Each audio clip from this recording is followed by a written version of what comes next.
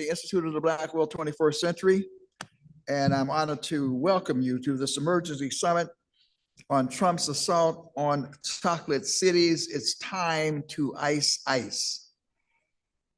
Before we start the program, we have lost a warrior woman of iconic proportions in the person of Assata Shakur. So we modified the program just a little bit because we thought we should.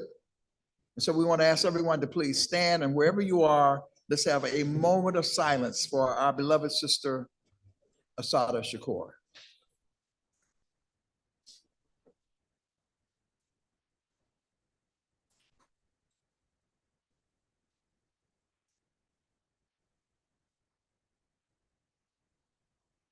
Ashe.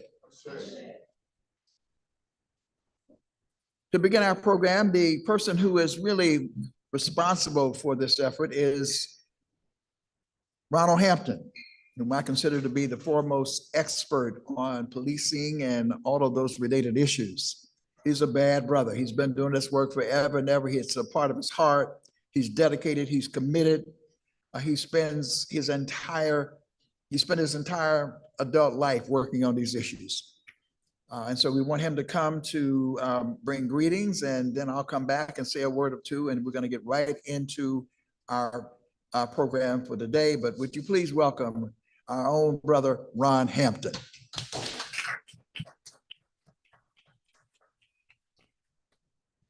Thank you, Dr. Daniels. First of all, let me say good afternoon to everyone.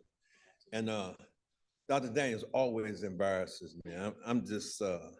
I just like to think that in this effort, in the effort for this work and related to our people, that I'm a servant, and I'm just glad and honored to be able to do this. Again, good afternoon. I'm honored to be here, be a part of this. These are extraordinary times, and for a lot of reasons. And pulling a group of sisters and brothers together to have this discussion is absolutely important. The things that have happened in our city have no business happening in our city, but also happened because there's some structural issues that facilitated this man's ability to do that here. I always like to be straightforward. I lived in Washington all my life, and I've called this a plantation because we don't have self-determination. And anybody can just, depending on how they feel on a particular day, can just come in and do it in everything they want to do. And we are experiencing that now. Extraordinary situations require extraordinary responses.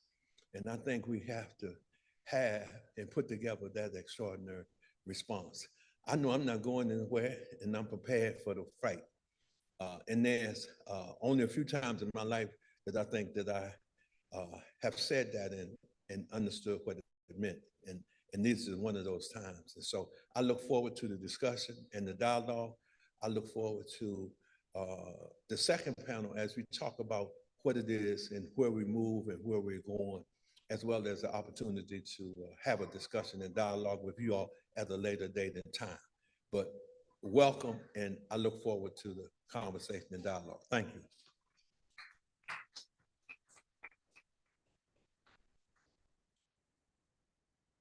All right, well, let me just, again, welcome everyone.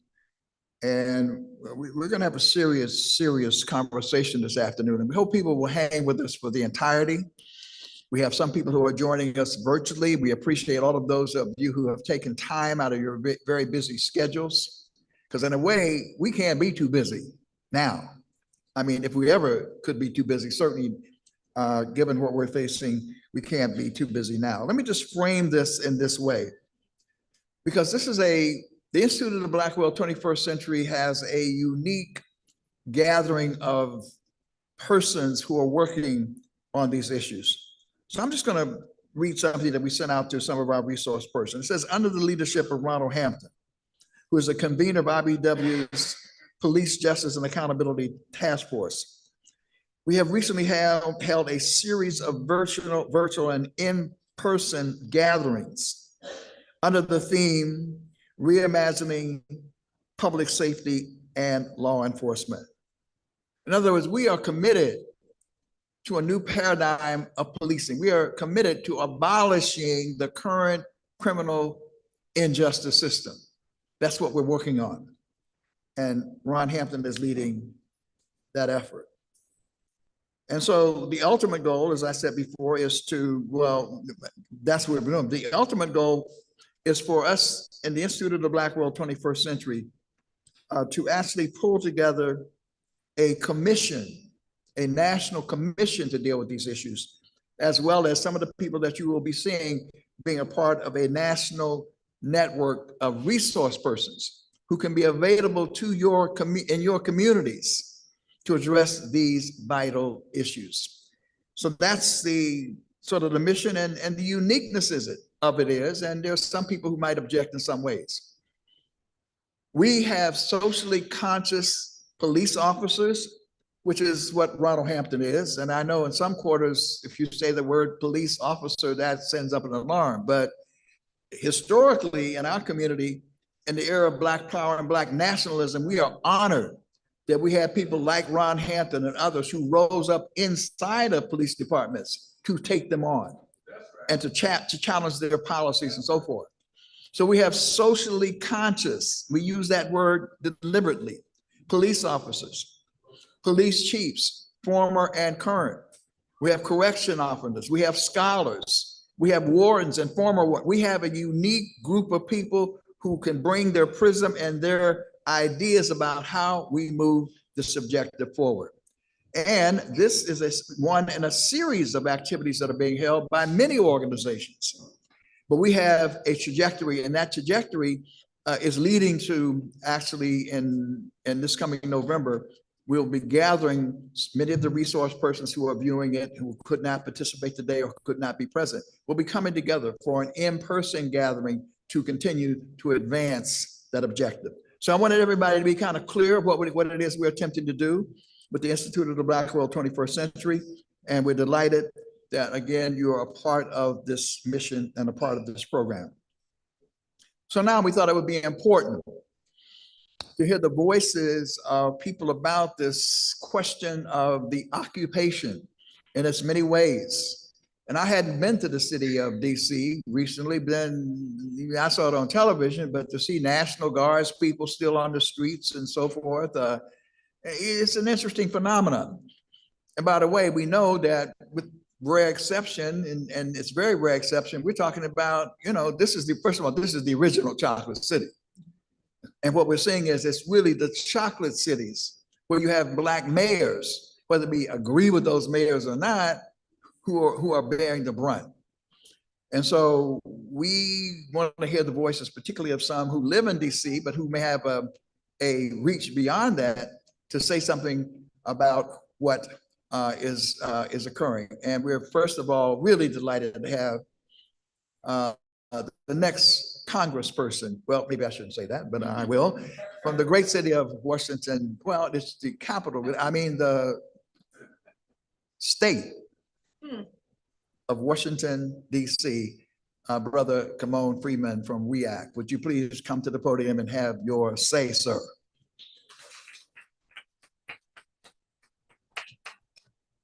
And he will be followed by Dr. Julianne Malveaux, who is young, who needs no introduction. So I'm only saying that because in the interest of time, we want to make sure that she can be escorted to the stage. So Kymone, you have the floor. Can we give Dr. Daniels a round of applause, please? And I've feel as leader for some time, and it's an honor to share space with you each and every time. My name is Kymone Freeman, angry Black man in therapy, representing WEAC Radio on the radical side of Malveaux Avenue in the nation's capital. We've been doing that for 14 years. I'm also, as he just alluded, DC delegate candidate. I ran for election in the last election here in DC. I got more votes than Donald Trump got in DC on his best night, so I'm proud of that. So we're gonna do it again. And the system is so in arms in an effort to perpetuate itself that they got the next mayor, the leading mayoral candidate, to stand in and challenge me to stand in our way from having someone that's gonna flip tables like Jesus on Capitol Hill. So look out for that. I want to make sure that we clear on a few things. One, on the way over here, Laura Ingram's, Fox News Laura Ingrams just said that Muriel Bowser is the best mayor Washington, D.C. has ever had. This is what we're dealing with. And for those who do not know, Martin Luther King's last speech, many of you are familiar with, but his next to his last speech, some of you are not. That speech was delivered here in Washington, D.C., March 31st, 1968. It was entitled Remaining Awake During a Great Revolution. He goes on to say in that speech that far too often people find themselves living in periods of great social change, yet they fail to develop the new ideas, the new mental responses that the new situation demands. They end up sleeping through a revolution. I submit to you that's the quintessential definition of stay woke. And it pains me when our people are repeating the words of our enemies when they turn things like stay woke into a pejorative. Dick Gregory said stay woke. Martin Luther King says stay woke. And that's why these people are trying to rock us to sleep. So when they talk about putting ice on ice, some people don't think they don't have anything to do with you. I'm not an immigrant. They talk about, well, this got to bring the military in here to stop crime. Well, that's not about me. I'm not a criminal. And you still don't get it. So let me remind you of the words of the great pastor Martin Numala. I hope I'm doing his name justice. You may not remember him, but you surely should remember these words. He says, first they came for the communists, and I did not speak out because I was not a communist. Then they came for the socialists, and I did not speak out because I was not a socialist. Then they came for the trade unionists, and I did not speak out because I was not a trade unionist. Then they came for the Jews, and I did not speak out because I was not a Jew. Then they came for me, and there was no one left to speak. Now, I submit to you that's where we are. I was at the CBC yesterday, and Congressman Glenn Ivey in Maryland said that head chef, the Secretary of War, people think he changed the name. He just changed the name back. It was Secretary of War to begin with, okay? Forget the brother's name, the father of public relations. He changed that name. But defense is not what they're talking about. They are about war. And he said that he is convening all of the generals in the entire world. You know how many military installations America got around the world? It's like hundreds of them, at least 800 that we know of, are convening in Quantico on Tuesday. Unprecedented, never happened before. And no one knows what they're going to talk about. But Glenn Ivey, Representative Glenn Ivey, says that he has been told that they are talking about implementing the Insurrection Act. Are you guys familiar with the Insurrection Act? That's basically declaring martial law. That's what they're talking about. Because when the government shut down, if the Democratic Party suddenly surprises us and stands up to Trump, because unfortunately the escalator and the teleprompter at the UN has done more to resist Trump than the entire Democratic Party, because the lead of the CBC, Hakeem Jeffries, who has yet to endorse the Democratic nominee for mayor in his own district in New York City, but somehow felt it in his heart to support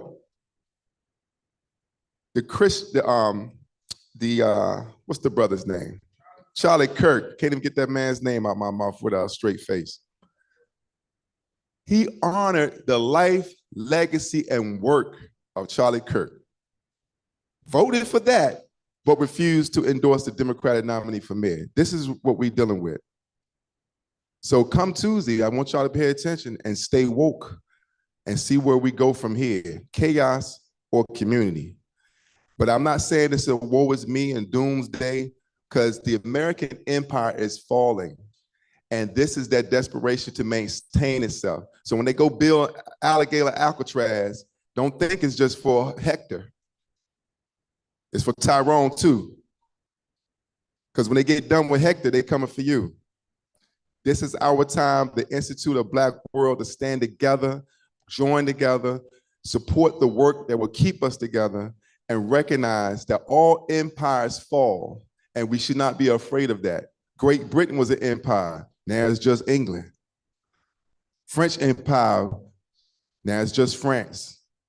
We can survive this, but we have to acknowledge what we're dealing with. This is not about crime, ladies and gentlemen, boys and girls, brothers and sisters. DC has more police per capita than any city in America. America has more prisons than any country in the entire world. And Mike, the head of the, what's the brother's name, the Speaker of the House, Mike Johnson, that's his name?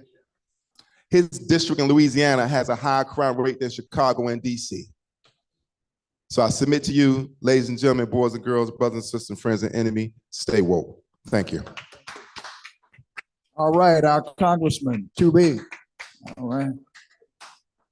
All right, now would you please welcome the one and only, the one and only. Uh-oh, he's putting the cane down. My name is Al Green, don't worry about it. Oh, I was gonna say, I was gonna do an Al Green, you don't need an Al Green number up in here because you're among friends. Dr. Julianne Malveaux. Thank you. Good afternoon, all. Thank you for coming out. This is a time when we need to be together and we have competing needs, but this is a very important need. I want to thank the Rons, Dr. Ron Daniels, and Officer Ron Hampton.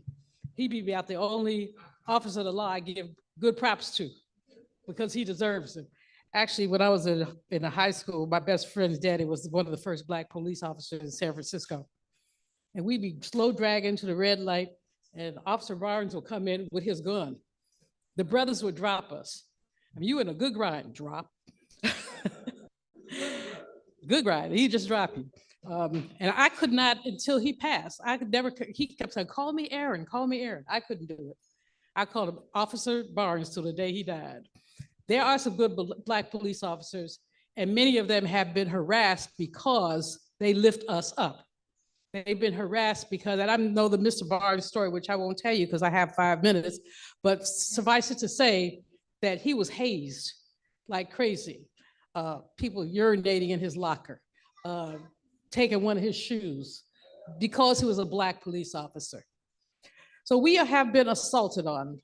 That person who lives in the house that enslaved people built, I want to implore you to call it the house that enslaved people built, so that none of us can forget that we built this, that this capital, all this stuff would not be here were it not for us. This man has had 4 years since he was out of office to plot what he was going to do. He wrote it down, and we didn't believe him. And so we in the Columbia live in occupied territory. I just want to lift up just a couple quick things. Chocolate City, in the face of occupation, is a city that someone has had to suck the life out of, tried to suck the life out of. So you see less life. He says people are dining out again. I don't see that. I live off of 14th Street. You walk up 14th Street, you see a lot less foot traffic than you ever saw. You see our Latino brothers and sisters intimidated. You see some of the restaurants that used to be bustling, not bustling anymore. Now maybe they're downtown, you know, at some of these 5-star, 6-figure restaurants. But in my neighborhood, there are a couple of restaurants where people are struggling. They're saying, we don't know what's gonna happen. In the face of occupation, you also have a sense of terror. We see young people who are totally intimidated. Very short story, walking up 14th Street, a Black woman in National Guard attire hollered out to 2 little brothers, stop, I need to see your ID. I walked over there and I said, young men, do me a favor. They said, yes, ma'am. As soon as they said, ma'am, I said, they were raised right. I said, keep walking, just keep walking, don't look back. The National Guard lady said, so now I need to see your ID. I busted out real loud. I just busted out laughing. I'm like, and She said, and I can call the police. I said, okay, so you really are stupid. You think I'm gonna stand here and wait for the police to come get me because you can't arrest me and I'm not gonna show you any ID. Impasse. One of her colleagues tried to walk me up the street to give me a lecture on how to cooperate with law enforcement. I said, I need you to go home and Google me, Malveaux. I said, just Google me. I said, you're talking to the wrong one. This is about. But many people are fearing for their personal safety. We saw the young lady in Chicago, candidate for mayor, thrown down onto the hard sidewalk. And we're seeing it every place else. So we're really concerned. The whole tone and tenor of how people are behaving is really scary. But the thing that I want to talk about the most in the brief time I have is the economy. This man came in and said he was going to fix the economy. Ask one of the taquerias on 14th Street, has their economy been fixed? Foot traffic down, revenue down. Tax revenue also down. I don't know who Kymone saw talking about Muriel being the best mayor, but obviously they give you drugs before you go on the air at Fox News. They pass you something called a delusional. And then, so then you can spout all kind of nonsense and people will believe it. But the fact is that urban economies have been distressed anyway, and they're even further distressed. The question that I'm grappling now in the piece that I'm writing is who gains when the economy implodes? Because the economy will implode at the rate we're going. Who gains? See, we know who loses, people at the bottom. But who gains? People who are sitting on a lot of extra cash. That's who, so we will see some of our restaurants bought up by conglomerates. We will see with this extra cash, some of our homes being bought up by conglomerates. A lot of people sitting on the edge already. Think about the 300,000 Black women plus who lost jobs because of this man. Think about the other federal employees who's lost. So the people who gain are basically empire and oligarch. And we just have to be clear. So this is not, people like to tell you that the economy has an ebb and flow, and it does, but they don't like to tell you that for every loser, there's a winner. So there will be headlines decrying the food banks are empty, this, but they're not talking about the winners. When a food bank closes, who wins? So, you know, when housing is imperiled, who wins? This is what this man came in to do in the first place, is to reorder the distribution of wealth.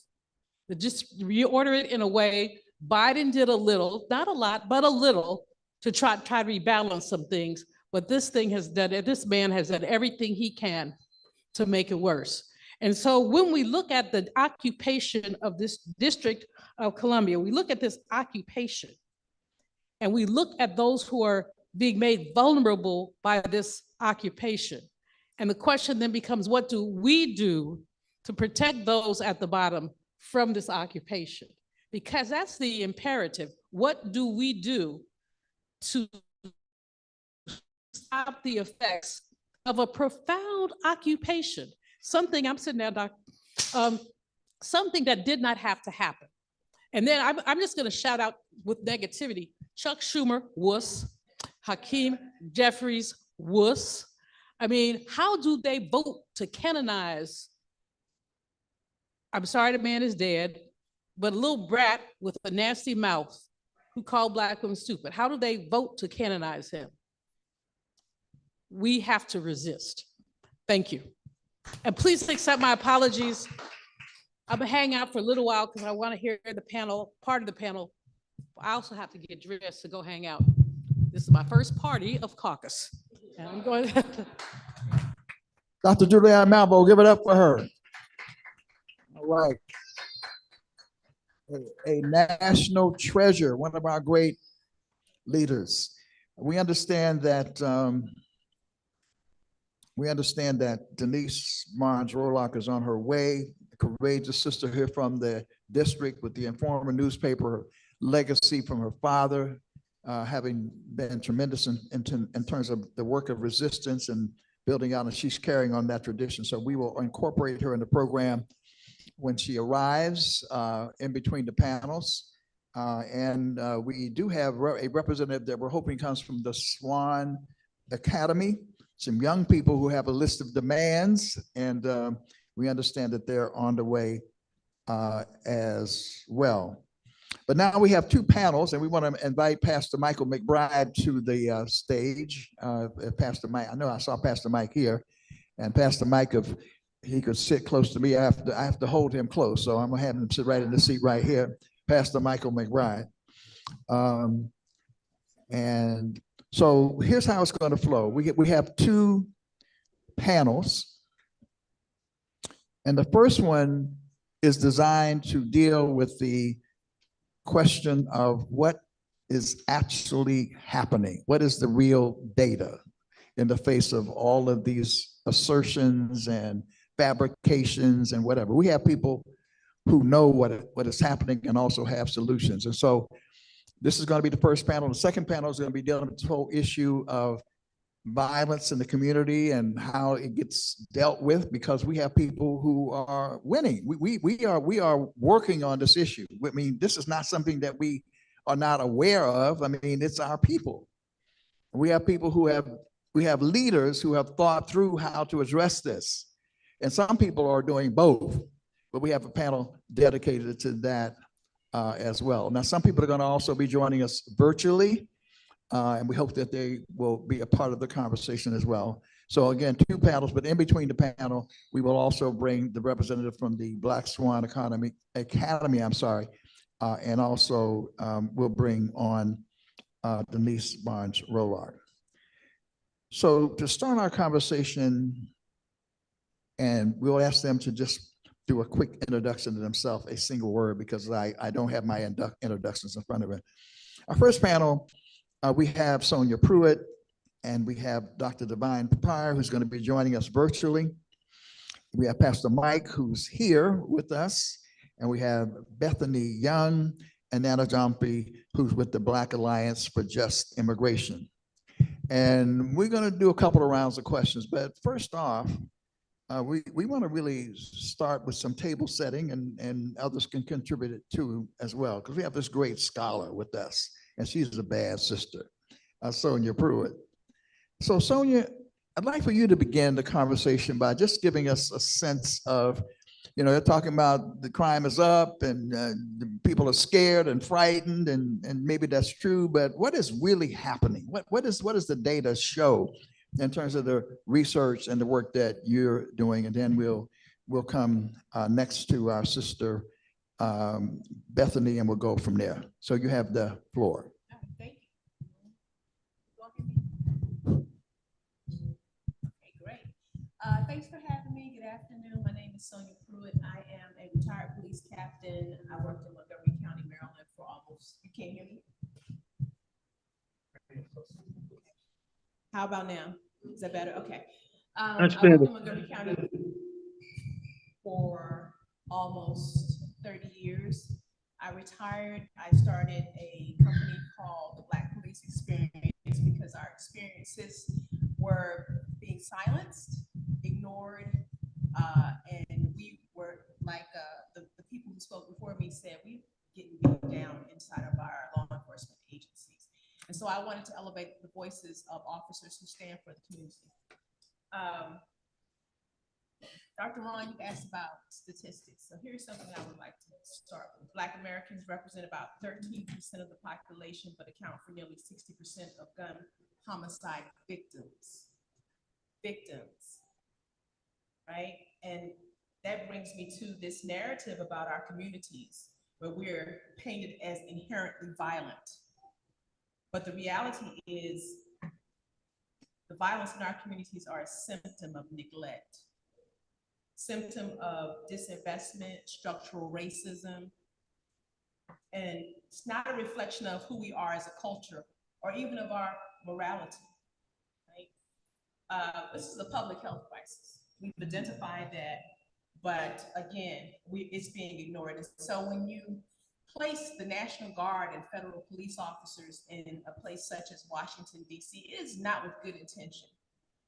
When you cut the funding that undergirds programs such as those that Bethany Young supports, And we're helping our communities, people who are boots on the ground, grassroots organizations, anti-violence fighters. And you take that funding and that support, and then you try to tell us that the police are here to help you. We know that that is a lie. I like to call things like they are. And a lie is a lie. It's a lot of lying going on. But what did Ida B. Wells say?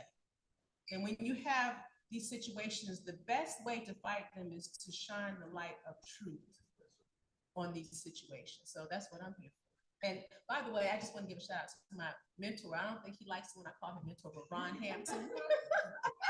Because he was one of the people who showed me the way. I mean, I was already headed that way, but he was like, girl, you need to keep talking. You need to keep speaking out. And although there was a struggle for those 30 years in law enforcement, I don't at all regret standing for my community. Thank you.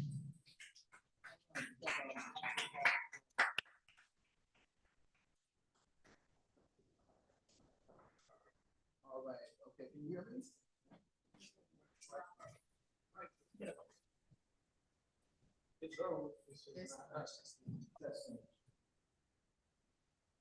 I'd like to now go is, I hope Dr. Divine Pryor is with us virtually. Dr. Divine Pryor.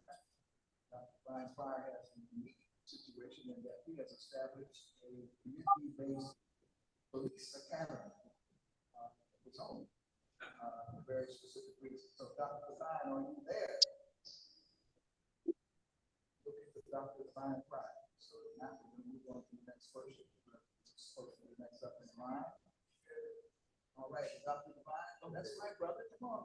Now you got a name like the Divine one. Now bring us and Sonia Pruitt to come out some truth. So give us some truth, brother.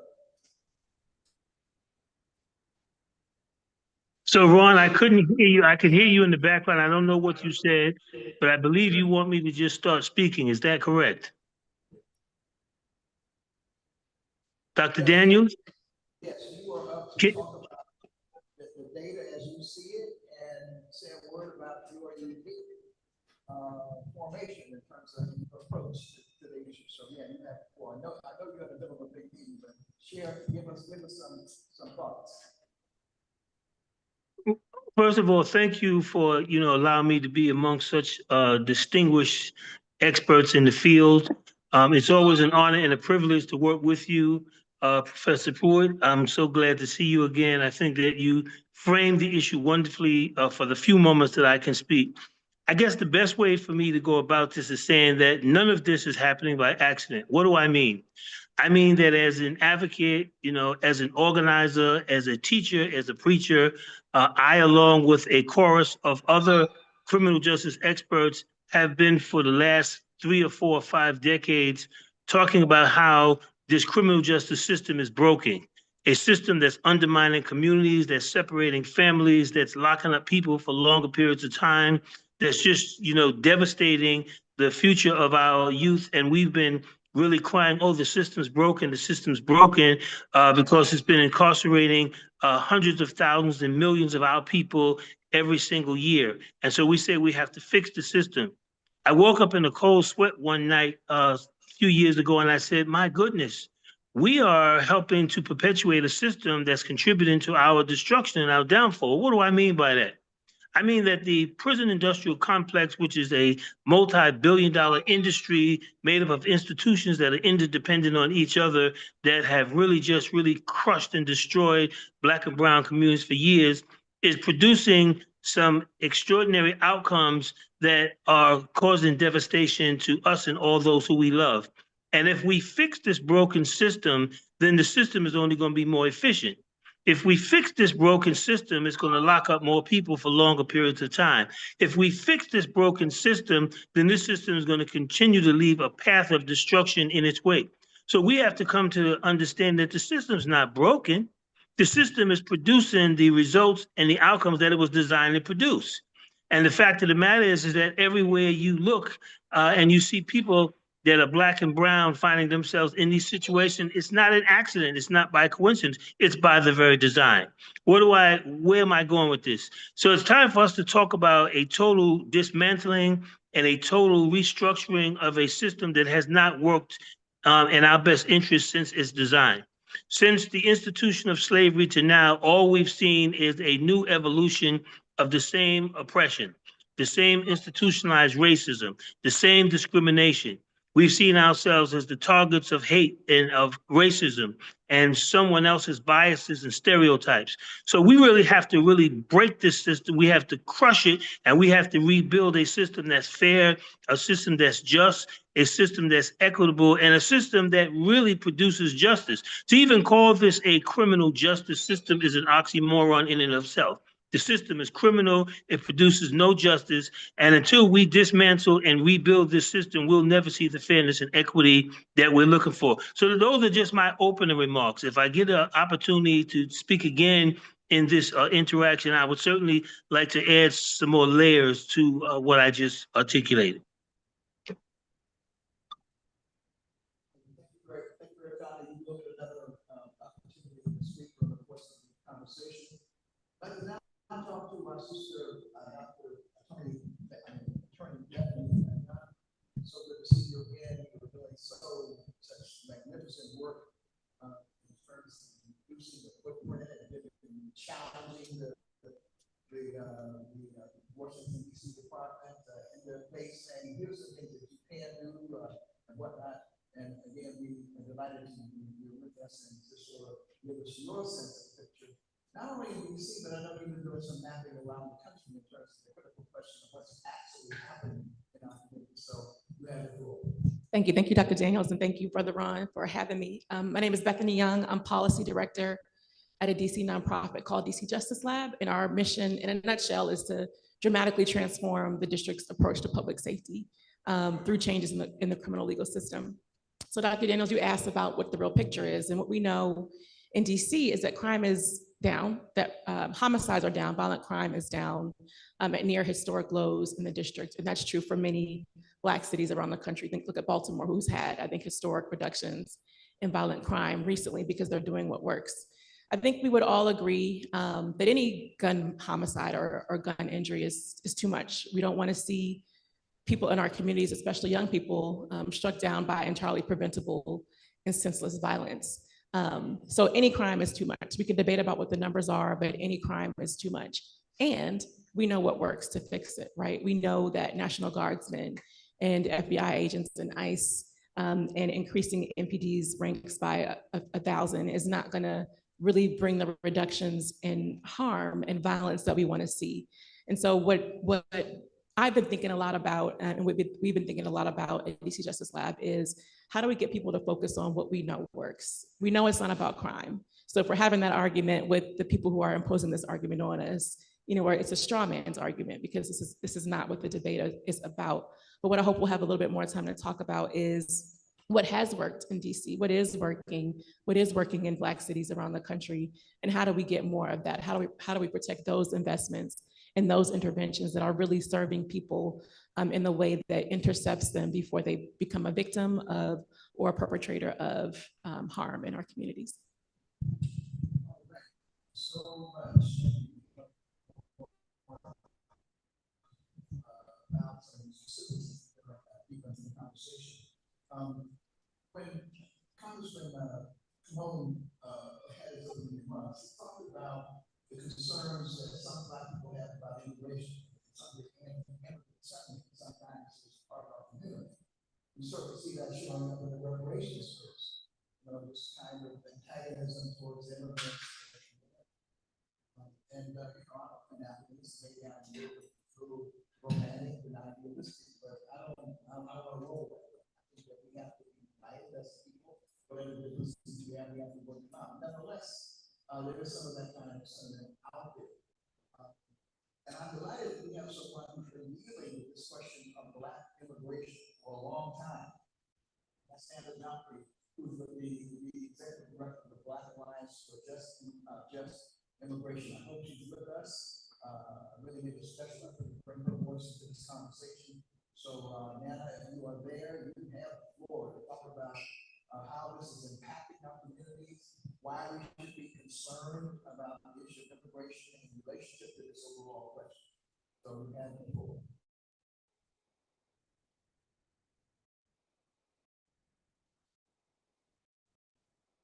Yes.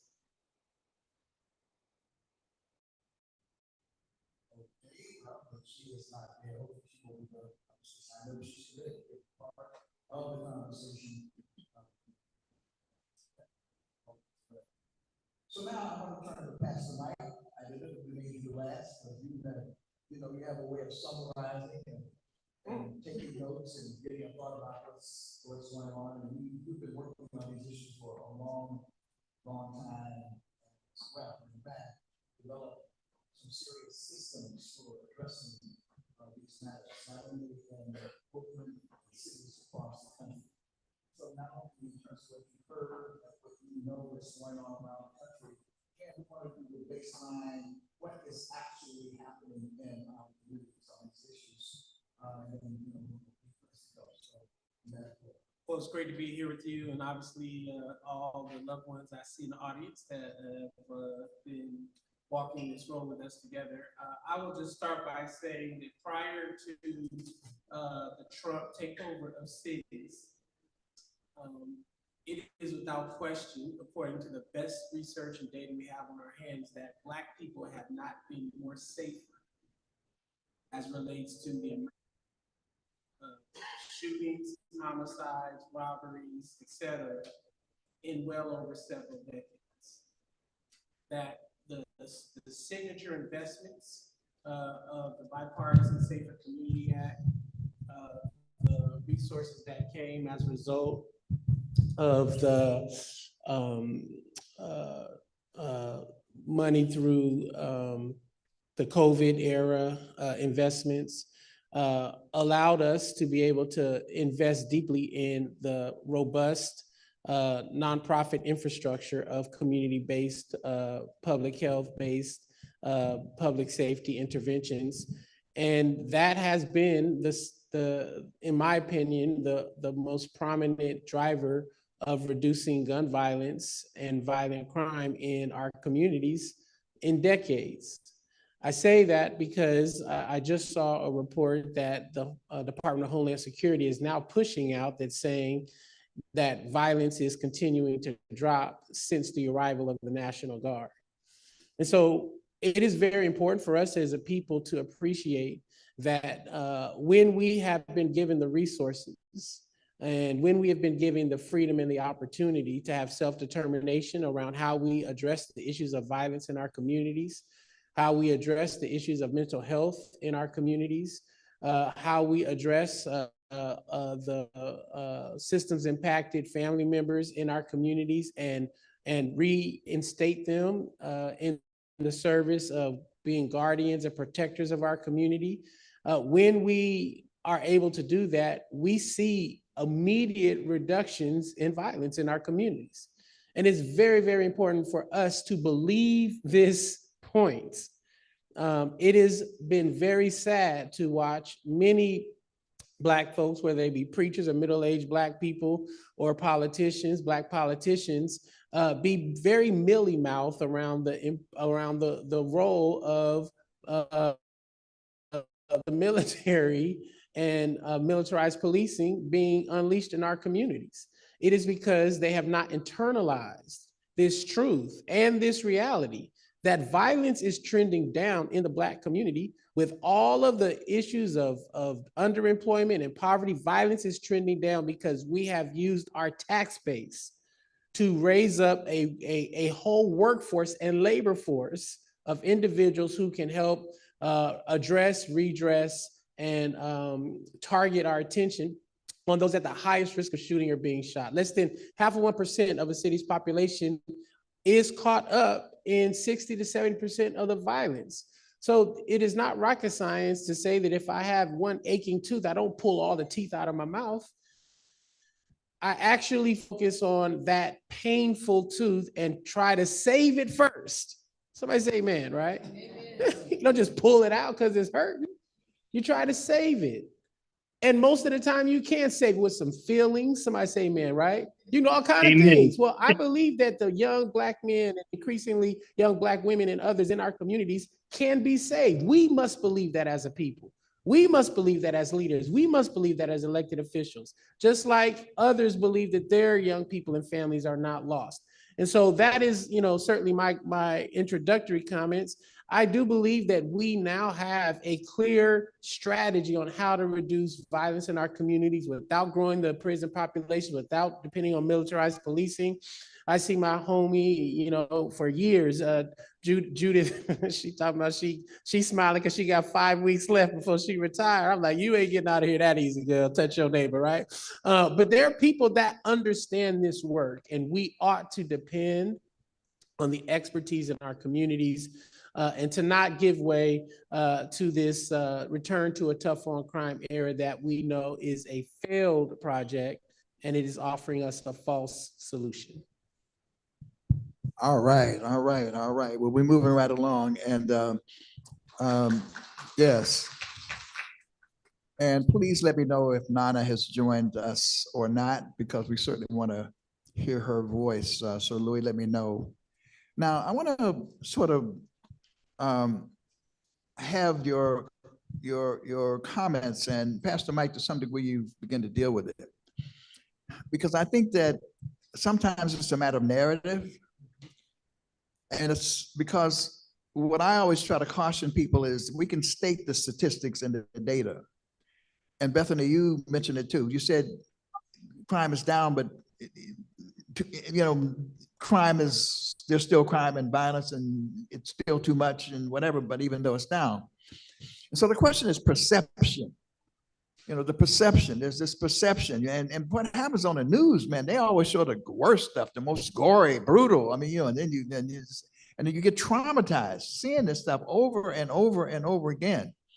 So I wish the panel, all of you, would sort of address, how do we deal with perception? How do we have the hardcore numbers, we know it's getting better, but if our people somehow don't feel it's getting better or are being stimulated to feel that it's worse than it is, how do we address that?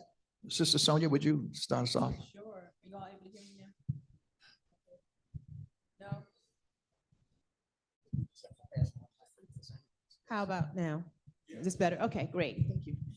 I think I'm going to start where I ended about what Ida B. Wells said about shining the light of truth. This is an interesting time where I have some friends. I'm a Howard University alum. My sons attended Howard University. I teach at Howard University. I am well invested in Howard University, and I had a conversation with my students this week about how do we address when people shine this light of misinformation, negativity, lies about who we are as a people. What do we do? I actually gave them a midterm assignment. Like, I need you all to come up with some solutions for what we do. But we did have a bit of a conversation. And I'm a little bit older than they are, right? And so we look at things somewhat differently, but I think we all agreed on the fact that we need a certain level of courage.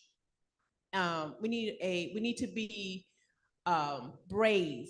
We need to if we can't call ourselves Christians, this is my opinion, and we're sitting in the church right now, and we can't be spiritual. We can't have ourselves vested spiritually in the legacy and our history and our ancestry, and not be willing to be very brave. Because what we know is when someone is bullying us, for instance, the minute that you step to a bully, what do? They back away. And so this is a time that calls for us to be very, very honest. And because what I do is work in what a Divine, I love Dr. Divine. Divine calls this, I call it I can't even call it the criminal legal system anymore. The CJS, I'll find another name for it in a minute when I think about it. But if my work in this area says that we need to be very honest about what we are looking at. We're talking about the police in Washington, D.C., right? Are they doing things that are against our well-being? And so I was talking to Bethany a little bit earlier about the perception that we have this great relationship between the police and the community, right? But it's not true. The truth is that law enforcement does not want to hear from the community, and that's a generalization. It's not everyone in law enforcement, but generally, law enforcement does not want to hear about what the community wants. I led a whole training of police officers that was mandated by Montgomery County to train them in community informed policing, what the perception of the community is, what the community wants. It lasted all of 3 trainings before the police department decided that they were going to do their own thing out of the police academy, and that is not community informed. The history and culture of law enforcement is that we tell you all not only what we do, but what we want you to do, and you should comply. And so I suggest that what we do as a community is fight those initiatives and fight those narratives about who we are, and that we're not smart enough to tell the law enforcement and criminal justice community what it is that we want. We can talk some more about it. I have some ideas surrounding that, because I think we need to be really focused on that. You can't, this is the last thing I'll say.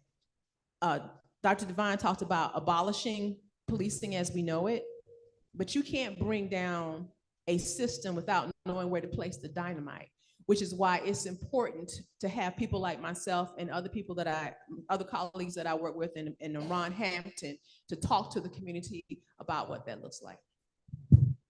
All right, thank you very much. So speaking of Dr. Devine, we want to bring him back in.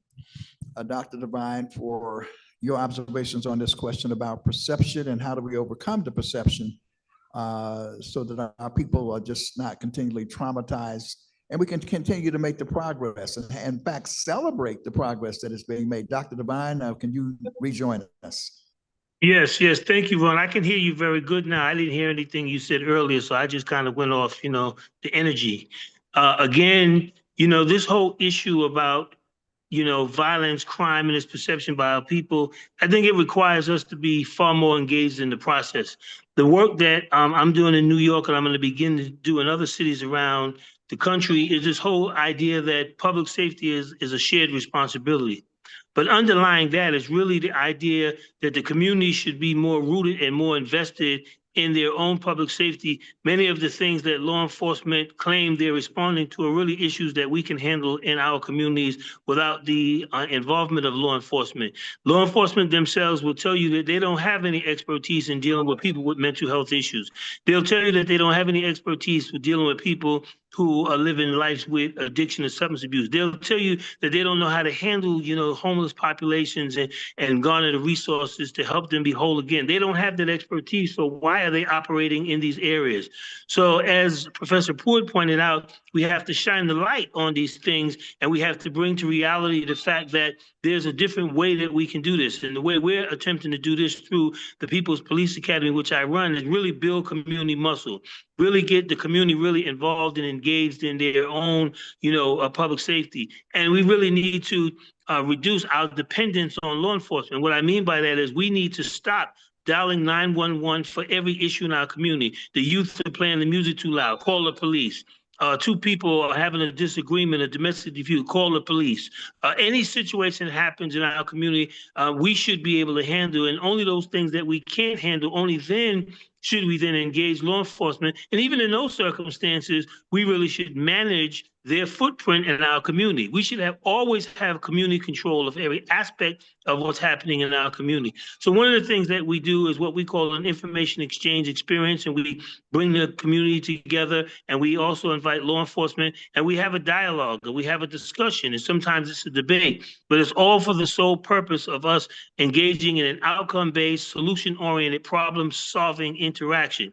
We're not coming here to gripe. We're not coming here to complain. We're coming here, number one, to identify what the issues are that are impacting our communities in an adverse way, and then coming up with viable solutions, coming up with strong recommendations, coming up with ways where we can transform policy, where we can change practices, and we can, make the environment, more user-friendly for us, as well as for those who are there to serve and protect our communities. And so it can be done. It's being done in different pockets, but I think we need to do it more collectively, more holistically, and more interactively. And I think that the idea that public safety is a shared responsibility is not a new concept. It's something I think we already recognize. All right, thank you very much. Really appreciate that. Bethany, I know just from previous experience and previous conversations, you have the DC lab has come up with practical interim steps that can be taken as we move towards the goal of abolishing the system and creating a new one. But in that light, you know, the issue again becomes, how are you able to interpret that to the community so that they say, well, you plan to do what? You don't want this to happen. We're a little nervous about this. How are you able to get beyond the fears and the stigma and so forth in order to, because at the end of the day, my position always is we have to educate our community. We have to bring our community along with us. And we have to have the courage and conviction to do that. But we can't just sort of throw the phrases out there and put the concepts out there without, you know, doing the kind of work that you do. So would you sort of share? Yeah. And I want to talk a little about the question of narrative too. So I think they're related, right? I love Dr. Malveaux's opening remarks because follow the money, right? Who owns most local news stations in this region in particular, and what agenda are they advancing? And it's part of this bigger picture, right? If they can get community members to feel like they are under a constant threat of violence, they can get them to do a lot of different things. They can get them to vote in certain ways and endorse certain practices, whether they work or not. In terms of how do you message these alternative solutions, I think it is a tightrope to walk, right? Because people who are in communities where they, you know, rightly or wrongly feel threatened by violence or unsafe, you know, they don't want to hear, we have this idea that you'll see dividends in 10 years, or we don't have the data yet because it'll take a little while to get it. They want to know what's gonna address the problem I'm seeing on my doorstep right now. And I think the numbers are a part of that. I think also, you know, showing them the harm of the system that we have now, right? But we have very real life examples, right? We can see it up close. We don't have to imagine it anymore. To Pastor Mike's point about what it will look like to have this other system. We know that when you intercept somebody who's been victimized by gun violence, that you can reduce their chances of becoming a shooter. We know that if you catch them literally in the hospital, give them a job, give them a place to live, it works. We know that if you have victim services across the board for people, you can intercept them before they become a perpetrator of violence. We know in Baltimore, for example, to Pastor Mike's point about the small percentage of people who are responsible for most gun violence, Baltimore and many cities have adopted an approach called focused deterrence, where you call those people in. You know, they're known to systems. They're not people who have never been arrested, people who have never been brought in for violence. You know exactly who they are. Call them, give them money, you know, pay them to be there, surround them with support, and it works. You know, Baltimore, you would have, I'm sure, I know I never thought it would be what it is today, or we'd be talking about Baltimore in the way that we are now. And it's because they're investing in all of the things. They haven't stopped investing in law enforcement, but they've also invested in focused deterrence and hospital-based interventions. They've invested in violence interruptions, people who have been in those environments and been harmed or caused harm themselves with the gun. They bring them in to diffuse situations that could become violent. I think we have so many examples now. We have real data, we have real evidence. We can see cities that were pretty far gone that have brought it back. And if we can uplift those stories, and a lot of it has to do with media, right? So, you know, that's a big game that the other side is winning big time. We're losing majorly in the communications and media front. So I think it's kind of talking about what's working, but also kind of stealing some from their playbook, right? How can we make our messaging as enticing and eye-grabbing and like heart rate speeding up as their headlines? How do we do that in a way that gets people to focus on what is true and what is real versus what scares them? All right, okay, all right. So, all right, yeah. So Pastor Mike, again, you've got, you know, you've designed some tremendous programs and networks, and I don't know how many years of service. You starting to get up there now and getting ready to hit that half century mark, my brother. All right, they're coming up soon. Yeah, we're gonna say happy birthday to Pastor Mike here soon. But so tell us, give us a sense of some of the work that you've been doing. Yes, I turned 50 October 4th, and so I'm no longer officially or unofficially a young person. I can pass for a young person, but I won't even let nobody do that no more either. It's like, Lord have mercy. Nothing. My memory don't feel young. Nothing feels young. But anyway, you know, around the conversation around media, I just want us to as Attorney Young just very importantly said, we are losing the narrative. And we could blame it on the conglomeration and the consolidation of corporate media, but we've never had corporate media ever. So, you know, we might as well give that up. But what we do now have is social media. Everybody is a potential reporter. Everybody is a potential amplifier of information. That's why it's important for us to first internalize fully and completely this starting point that we don't need militarized policing, over policing, and prisons proliferating in our community as a precursor for having safer communities. If everybody in the Black community believed that, it don't matter what white folks say. I mean, it matters, but it don't matter as much, right? And so the propaganda is a real thing. They spend tens of millions of dollars, police departments, supporting websites that capture fights and shootings and robberies, and they pump it into our algorithms in the Black community to make us believe that we are living in a more violent era than we've ever been before. I'm 50, that means I grew up in the 80s and 90s. I remember what a killing field. I grew up in one in Hunters Point, San Francisco, Oakland, California. We got these new people moving into our communities and they upset about everything, talking about the crimes out of control. We will have in Oakland less than 80 homicides, probably for the first time since pre-COVID, and before COVID, it would have been the first time since the 70s. And yet people in Oakland swear up and down that violence is out of control. Now, 80 murders is still too many murders. So two things can be true at the same time. But to suggest that we're living in the most violent era of Oakland's history, I look at people, are you people, what planet are you from, right? Like, you can say our communities are still too violent. That would be true. But to throw these narratives out, and then we have Black mayors who just recently woke up. They just woke up. Brandon Johnson just woke up to this issue. Woodfin in Alabama just woke up. Memphis, are they awake yet? I don't know, right? I guess what I'm saying is I am happy to see Black mayors now embracing the CVI movement, because this was, I see A.T. Mitchell, who's gonna come up here later. Some of us been doing this for decades with no money. No money. And now we have money, we're seeing radical reductions. Don't you know, 10 years ago, if your police chief was a chief during his tenure, got 3 to 5% reductions in violence in his tenure, he could be promoted to a bigger city police department.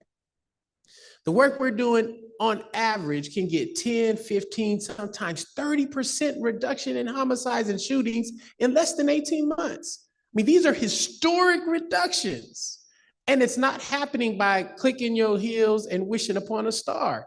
We now have thousands of Black men and women, Latino men and women, many systems impacted, who have good paying jobs, walking up and down the streets, showing up in neighborhoods and corners. We got the macro systems and the non-law enforcement driven mental health services, intervening with individuals who have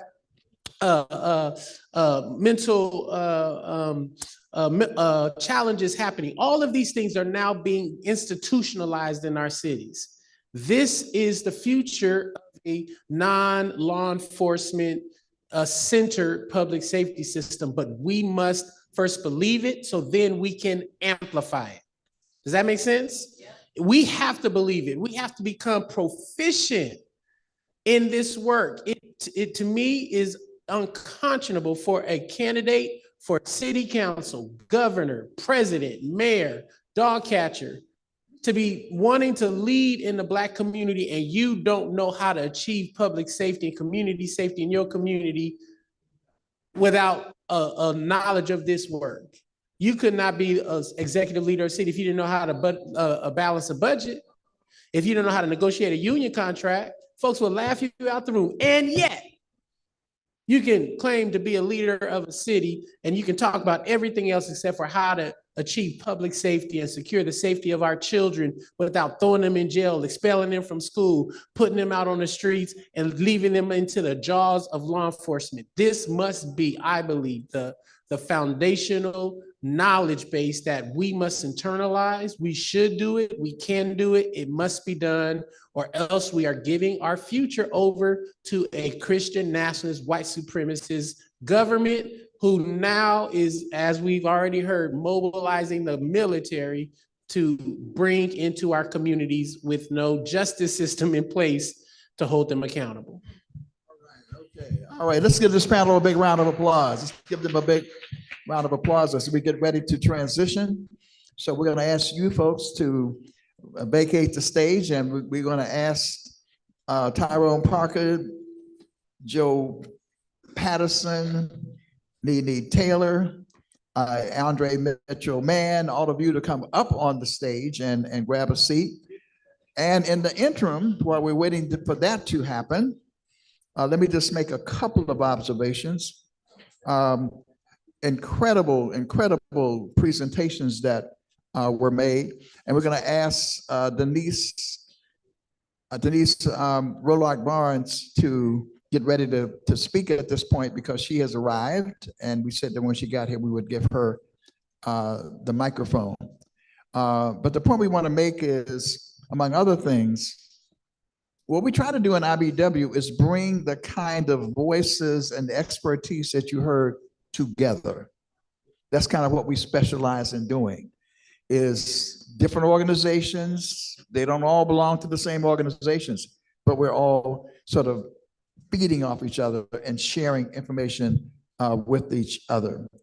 I think, isn't Joe Patterson here? She's here, so we need, okay, Joe, we need you on the stage.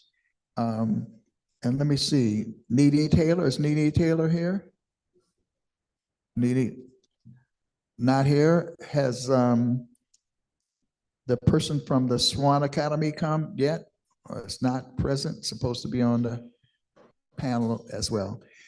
Well, now we'd like to provide an opportunity. I already gave her an introduction.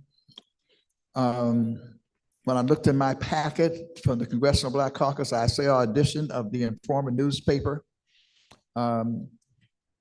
in the District of Columbia. Could be anywhere she chose to be as a journalist and all of that good stuff, but she has her roots here and she's fighting here and she's working here to deal with how to transform DC. And certainly, I gotta imagine is not pleased with this occupation by ICE and the National Guard and all that. So Denise, if you would please come to the stage. You have we missed you earlier. We knew you were locked up in the traffic. Would you give a round of applause for Denise Barnes Rolark? Well, I got it the other way around. Good afternoon. I am so sorry that I have not been able to be with you all day, but I tell you, I've been talking about church all day. Congressional Black Caucus prayer breakfast this morning, Reverend Wesley from Alfred Street Baptist Church. I mean, just tore the house down. Chairman of the CBC walked up to the mic after he spoke and she said, and walked away. She said, no more needs to be said. But then I think in a transition, I left there and went to, I'm a homeless Christian right now, trying to figure out where I want my home to be.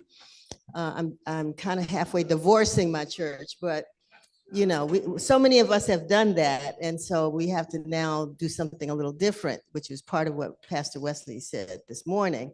But there was a men's event at Allen Chapel AME Church, which is where I have one foot in and one foot out, I confess.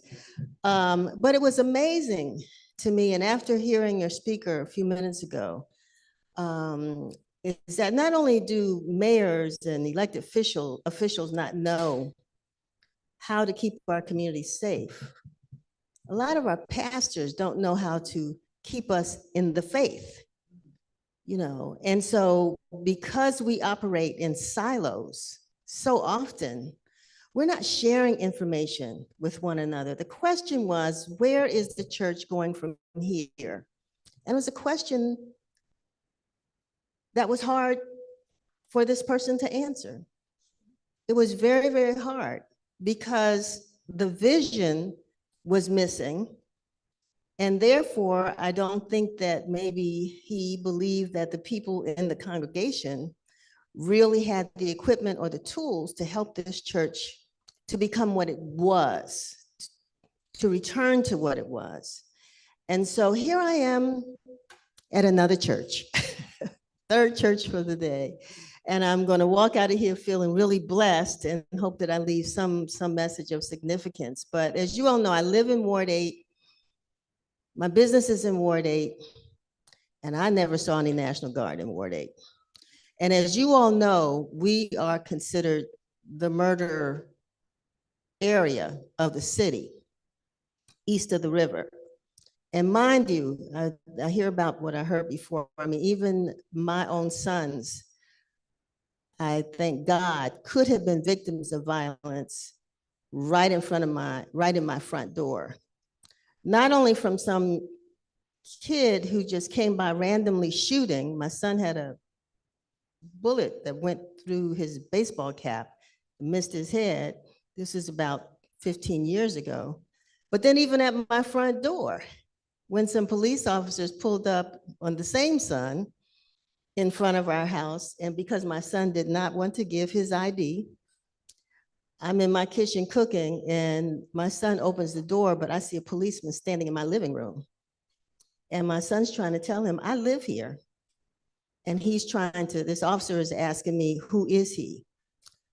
And never got an apology from the chief. I even brought that to the chief. I said, this is crazy. This is not policing. But I understand, and because I have worked so hard with organizations, or at least tried to support, I won't say I worked so hard, but support, Alliance Concerned Men and other organizations in the city, I know what communities can do to keep our communities safe. We're not doing it like we used to. Unfortunately, we now have organizations that which every day, Cure the Streets, used to be right next door to my office. They're in front of our block all the time.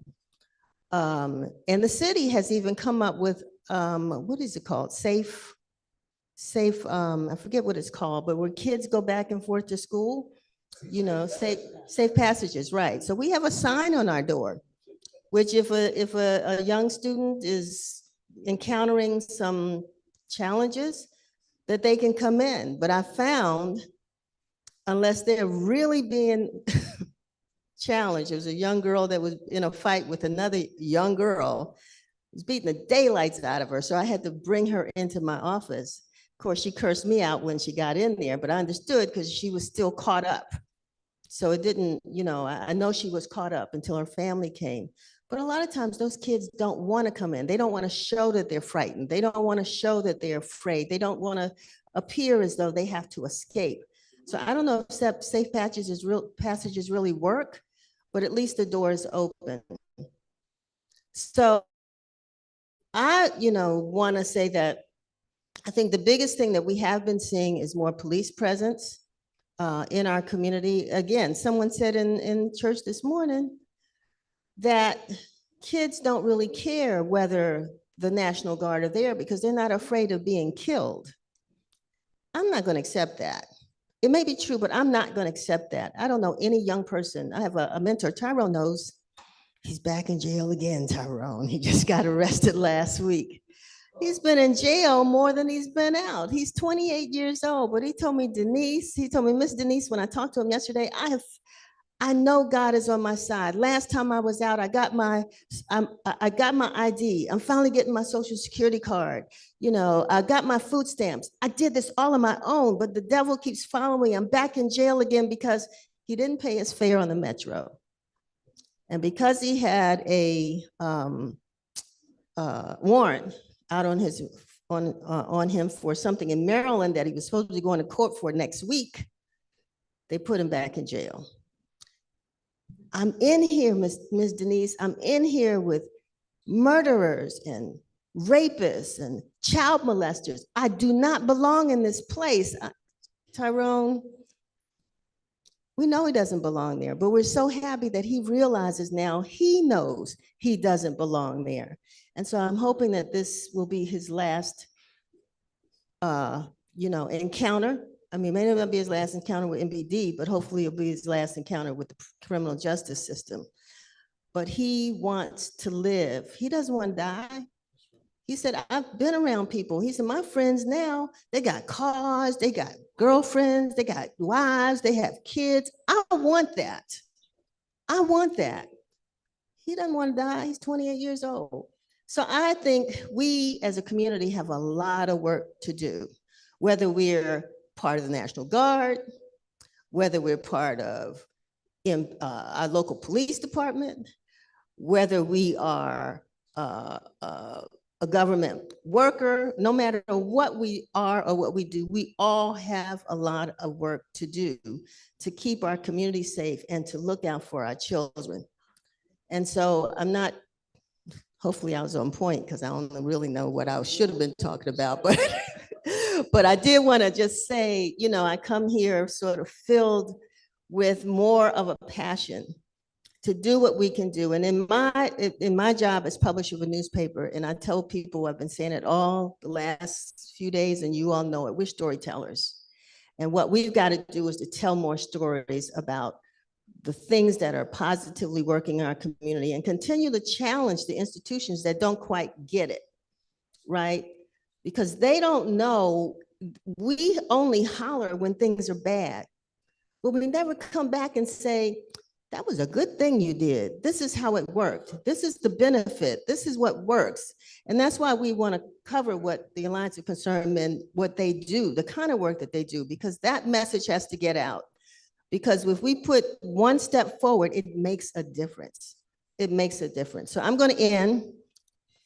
I hear the, what do you call it, thing pulling me to the side. But anyway, thank you very much for this opportunity. And thank you all for, at least, I know you're in the right place. I'm preaching to the choir. I got it. I know it. But anyway, thank you so much. Thank you so much. All right, all right, all right. Let me just ask again, and Ron, you got to help me here because I didn't know whether Marcus Ellis was supposed to be in present or in person or virtual. Oh, okay. All right. So let me just go again. So the Swan Academy person is not here yet.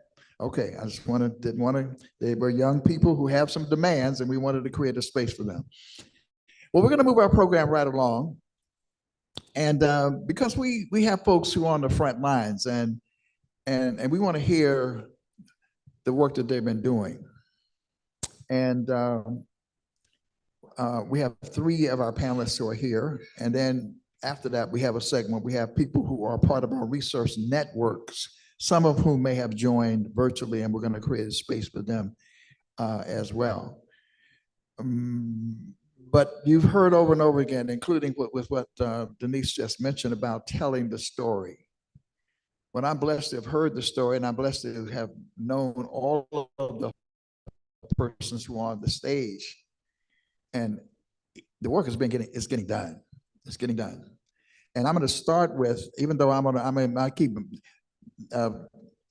chastising my brother a little bit because I want him to bring some of the folk who he's working with to the forum so they can also be a part of this experience too. But Tyrone Parker is the man. He is an incredible visionary. He's someone, he himself was a formerly incarcerated person who turned his life around, and he has done, some people go to school and they get degrees and they study this stuff, and that's usually the worst thing you could do, because it's not rooted in anything.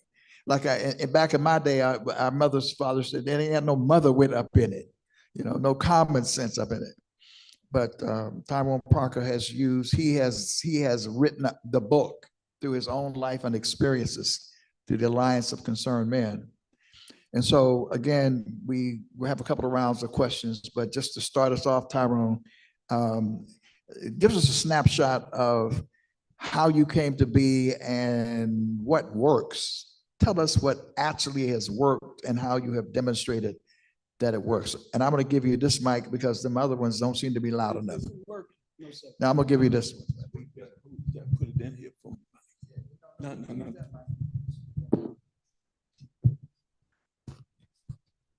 Oh, you want to put it in there? Okay. First of all, what works is the Spirit of God. Okay. That's the first and the foundation. And we often know that perception can become a reality in the sense of what people think is occurring versus what is occurring, especially in our communities. But let me begin by something that Denise said many years ago when the District of Columbia was considered to be the murder capital of the USA. And we all came together as a collective community, police, community-based organizations, government, to begin to deal with this downturn in the contents of homicides. In 1991, we had 484 homicides a year. In the year 2012, we was able to reduce that to 88, therefore making a sea change. We then took an initiative to the mayor of the city and asked for you support from 88 to 0. He told us he had accomplished what they wanted to accomplish, which was to take the city from the murder capital of the USA to one of the 10 best places in the country to live. Therefore, gentrification, businesses, large corporations began to occur. But the interesting thing about that is that we have found the solution to be able to turn this ocean line around. As I heard Denise say almost 30 years ago, she says in this spirit here, we might not have all been on the same page, but we all had the same goal. And that was to stop the violence in our community. What is occurring for us, as I heard the brother Mike say, we are not controlling our own successful narrative. We are not building up on the successes that we have in our own community to make a major difference that's occurring. And if you do not set your narrative in the conscience of the people, and we do it by basically going into our own communities, working with our own people, encouraging them and inspiring them, showing them that there's never a period, that it's always a comma in regards to our permanence in being there. This is what I've seen over the years that have worked in our community and continue to work. We have the solutions. We are not driving the narrative. We do not have the media evidence responses of organizations that basically involved in the work to be able to see and be able to understand what success looks like. This is the piece that I lead with and I build on. We are the common denominator between success and failure. And the solution is always in the problem. That's right. We've got to always be able to go into our communities, put our arms around those kids that are there standing. We see them. That's right. This is not a challenge. We see them. They are designated in certain parts of the city. They have been designated. They understand where they at. They understand what they're doing. They not only understand it, the government understands it. In the District of Columbia, they identified 500 individuals that had the potential of being the victim or the perpetrator. They identified what communities they are in. They have not given the right resources intentionally to turn this thing around. And we have not held them accountable for their injustice or missed opportunities pertaining to public safety for us as a community. I will end for right now, but that's the spirit.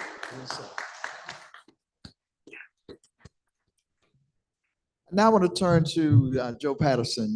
You've been working on the front lines with these young people and just working on the front lines with these young people. So give us your perspective about what really works and what is working.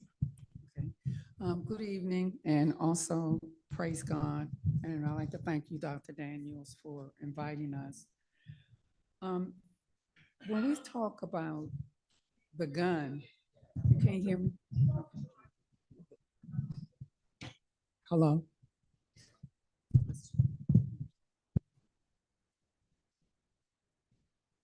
Okay, thank you. The question is, what really works? I like to first say, again, as my partner said over there, God. That is the first. And the God or the higher self within yourself that works. But I want to say that it's not the gun, but it's why they use the gun. And that doesn't make an excuse for it, but it let us know what we really, really, really need to do. Harness and balance. It takes natural and informal resources, meaning us, meaning love conversations, meaning a lot of cliches about meet them where they are. It's not that. Meet them in terms of what they say in relationship to what is, because every situation is different. Every profile of our youth and the families are different. Some of our children look to the community as their family. And I think the other thing that needs to happen, Dr. Daniels, is hashtag change the verbiage, how we perceive our children, how we talk about our children, how we talk about our community. I sit in so many meetings that for a whole hour is talking about this mother's child got killed, we had to put her in the hotel, and it's just so negative till it's about what do we do? We collect a lot of data, there's surface data. We collect a lot of data that's focus meetings and forums, and they give our parents gift cards. And the parents are coming, and this is, I'm in a safe space. This is not that they or we think that is negative, but they come just to get the gift card. But you haven't given them the real reason on why they come to have these conversations. And then we have college institutions that take on all this data that is surface data. It has nothing to do with the needs of those individuals that they do those interviews with.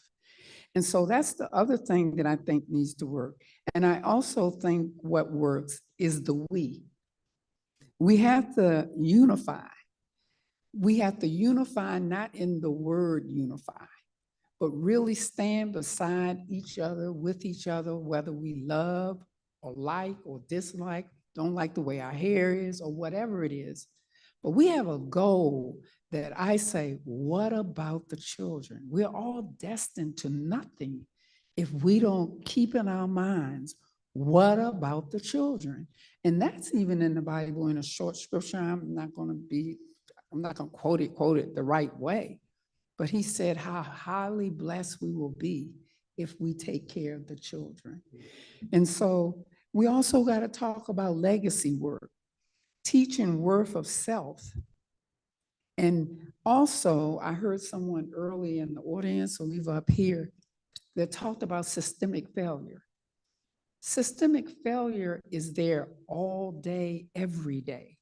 And it's our responsibility to sit in those spaces and talk about system change.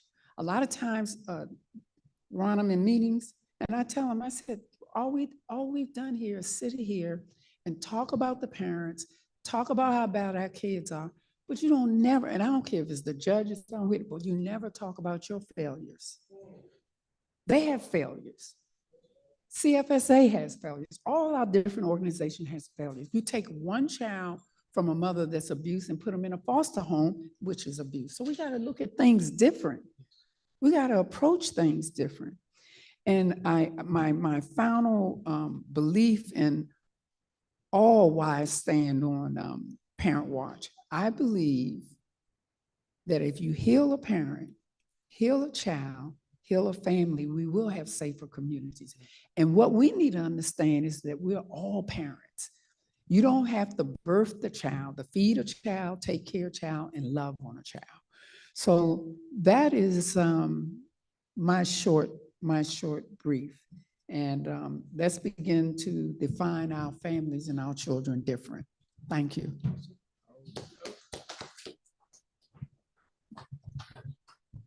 Can we get this mic to work? Let's see. Can we You want this good one? work? But you gotta use it, so. I don't know. Is that that's at least reasonably work. So this next brother has an organization, and Ron, you remember us visiting. Where's Ron at? Remember visiting and all over the country. I talk about all of these models, but I also talk a great deal about Man Up Incorporated, because it has some elements that maybe some of the others don't have in some ways.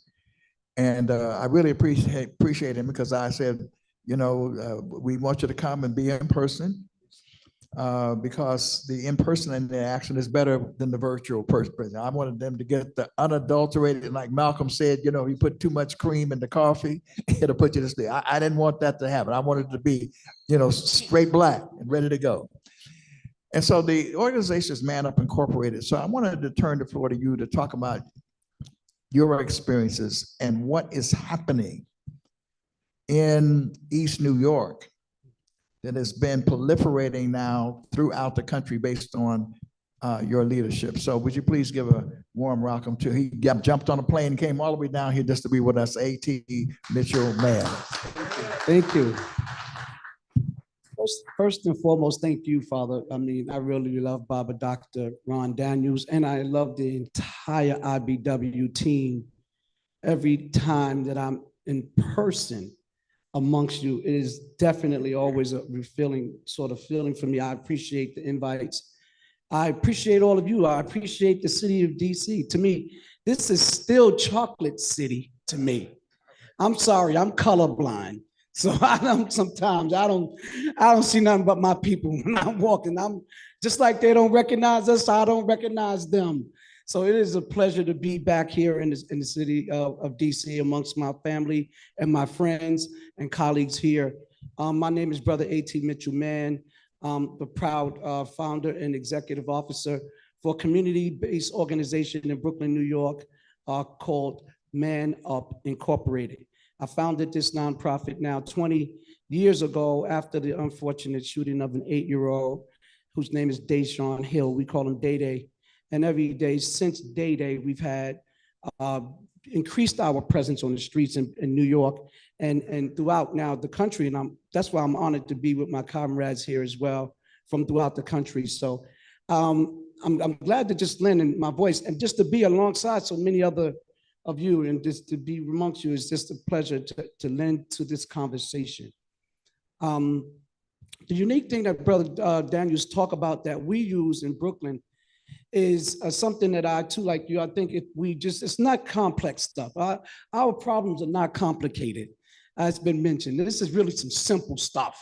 Believe it, all of us in here know it. We just don't apply it.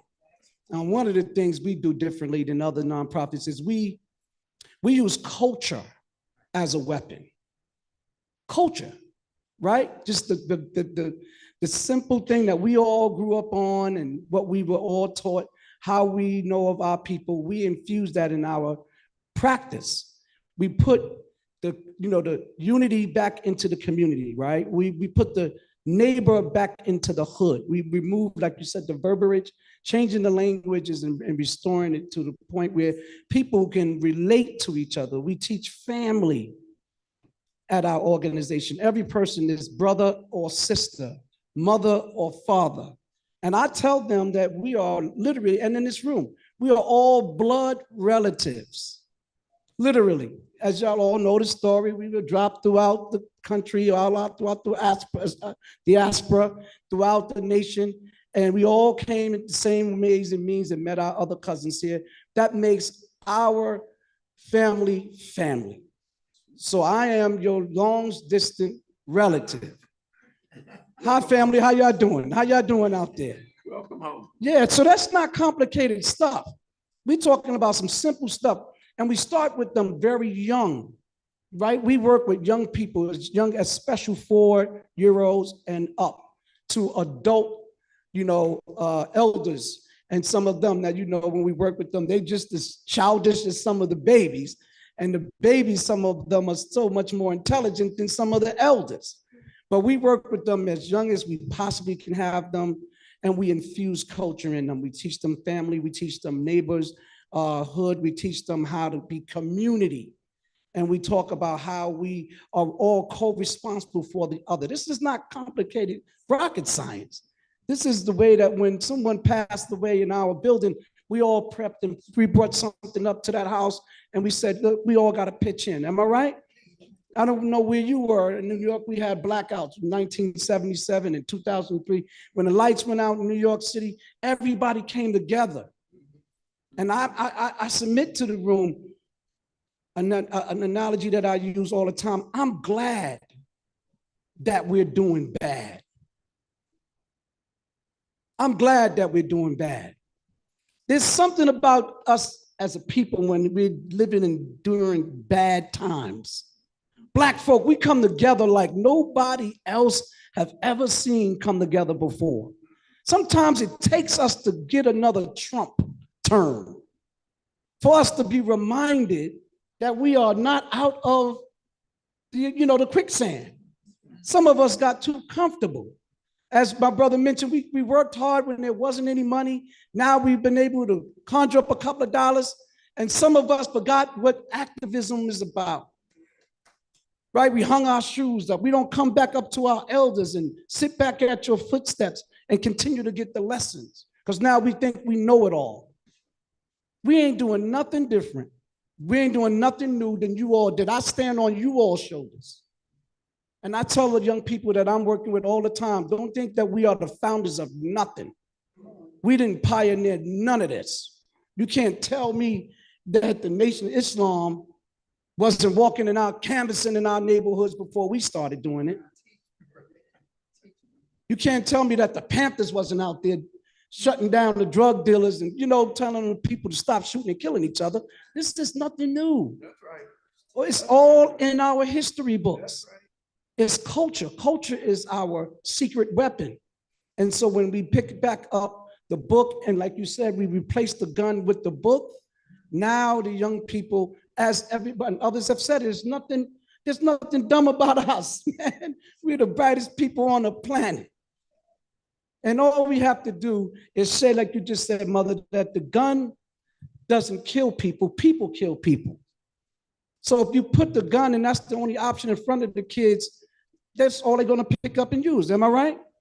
So what we need to continue to do, and I don't like to always put things on us like we're not doing it. We just need to continue to see that we are all resources in this room. I submit to the city of DC, the human resource department right here.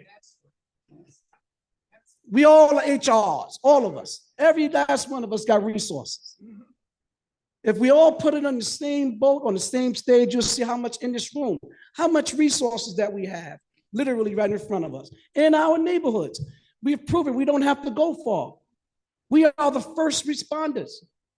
All we need to do is learn CPR, first aid, stop the bleed, mental health CPR, give us the knowledge of how to be the social workers, the emergency responders. We did it during COVID. The EMTs and the doctors, they got all the credit, and they deserve that. But it was us that picked up the phone, am I right? Who called them? Who was in the house with our loved ones when they were not well? Who tended for them? It was us. If you teach us what we need to know, we will do just that. And I think that's what this conversation is all about. That's why I'll get on a plane, I'll get on the 9-5, any 2 times that you all call on me to come here, because I love this great city. And I'm just a pleasure to be in you all's presence. Thank you. That's me. So now I'm going to push it a little further. And with you, Brother Tyrone, and then I'm going to we're gonna continue in terms of the practical applications. You know, I'm not a particularly bright guy. I just, certain key things stick in my mind, even when I'm teaching students. I mean, all that stuff, I snatch certain things. That's right. I will never, ever forget. We had the conversation, there was a temporary spike that developed. And the Alliance of Concerned Men rushed in to try to deal and put your arms around these young people. And the most important thing was their willingness to have a conversation. And I'm paraphrasing, but you were saying, one of the young men said, we got a proposition for you. We'll trade you guns for jobs. Yeah, so talk about, okay. What Ron is speaking of at this point, first of all, let me say, as the brother said, the richness of the resources that's out here in this audience. I know if I call some names, I'm gonna miss some people. And you know how that can be. But at the same time, we got Roach Brown, who has been a pillar in regards to the community pertaining to transformational work over the years. Ron Hampton and Ron Daniels, and Eddie Ellis, the New York City with Divine, who's a part of this spirit. Water seeks its own level, going up and coming down. And we have been able to build together from a simple simplicity of community. The situation that Ron is speaking of, over at 7th and 5th and we negotiated the truce. And we basically had the kids into a Starbucks, right where the giant was at. We couldn't get them into the church, couldn't get them into Kennedy Playground, because they said, well, we don't want them over there, to negotiate a truce. But we were able to bring them together in Starbucks. And one of the most interesting things occurred is that a commander, Diane Grooms, I saw her outside doing some work in the community, because what had occurred is that on one side of 7th Street, where gentrification and prosperity had taken place, and the kids was on the other side, where they was looking at prosperity taking place and could not buy into it and could not get into it. There was no door open for them. So we brought them all together. And Grooms did three extraordinary things, I feel. The first thing she did, simple simplicity. This work is not hard at all. All you need is people with commitment and determination to go into these places and be able to wrap your arms around and say, I'm here with you, regardless of the circumstances. And they understand when they feel this, they know realness. They understand commitment. At the age of 19, I had 75 years. I received from the District of Columbia. My son was killed over at Crystal Skating Room. I understand the depths of it, but taking it back, when the brother said, Diane Groom said, well, what's causing the violence in this area? Is it the crap games? Little kid over there, that's over there now. He said, if it's the crap games, I'll stop every crap game in 20 minutes if you all give us something to do. And this is when KD said, won't you let us turn our guns in for jobs? He told the police that, but they did not hear him.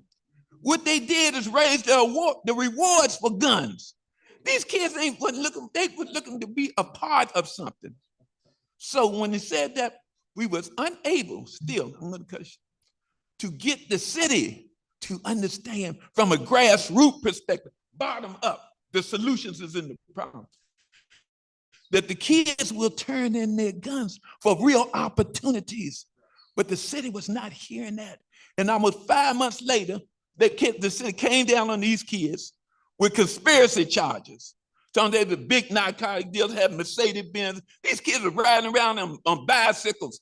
And when their mothers called them to try to get some help from them, she said, I'm paying their phone bill. So they decorated them to be something that they're not.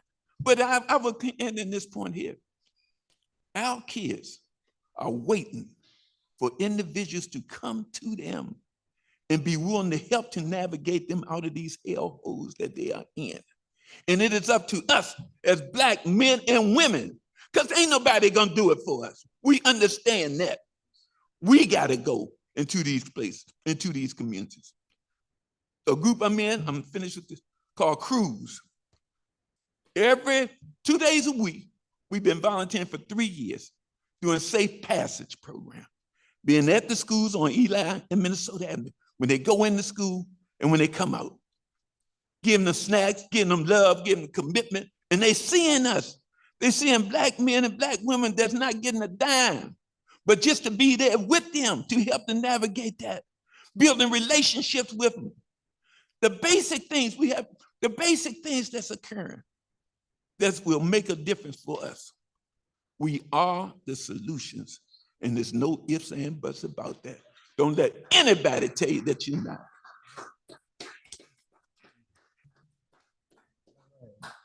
So we're going to go to Sister Joe Patterson. Sister Joe Patterson, what could you add to that?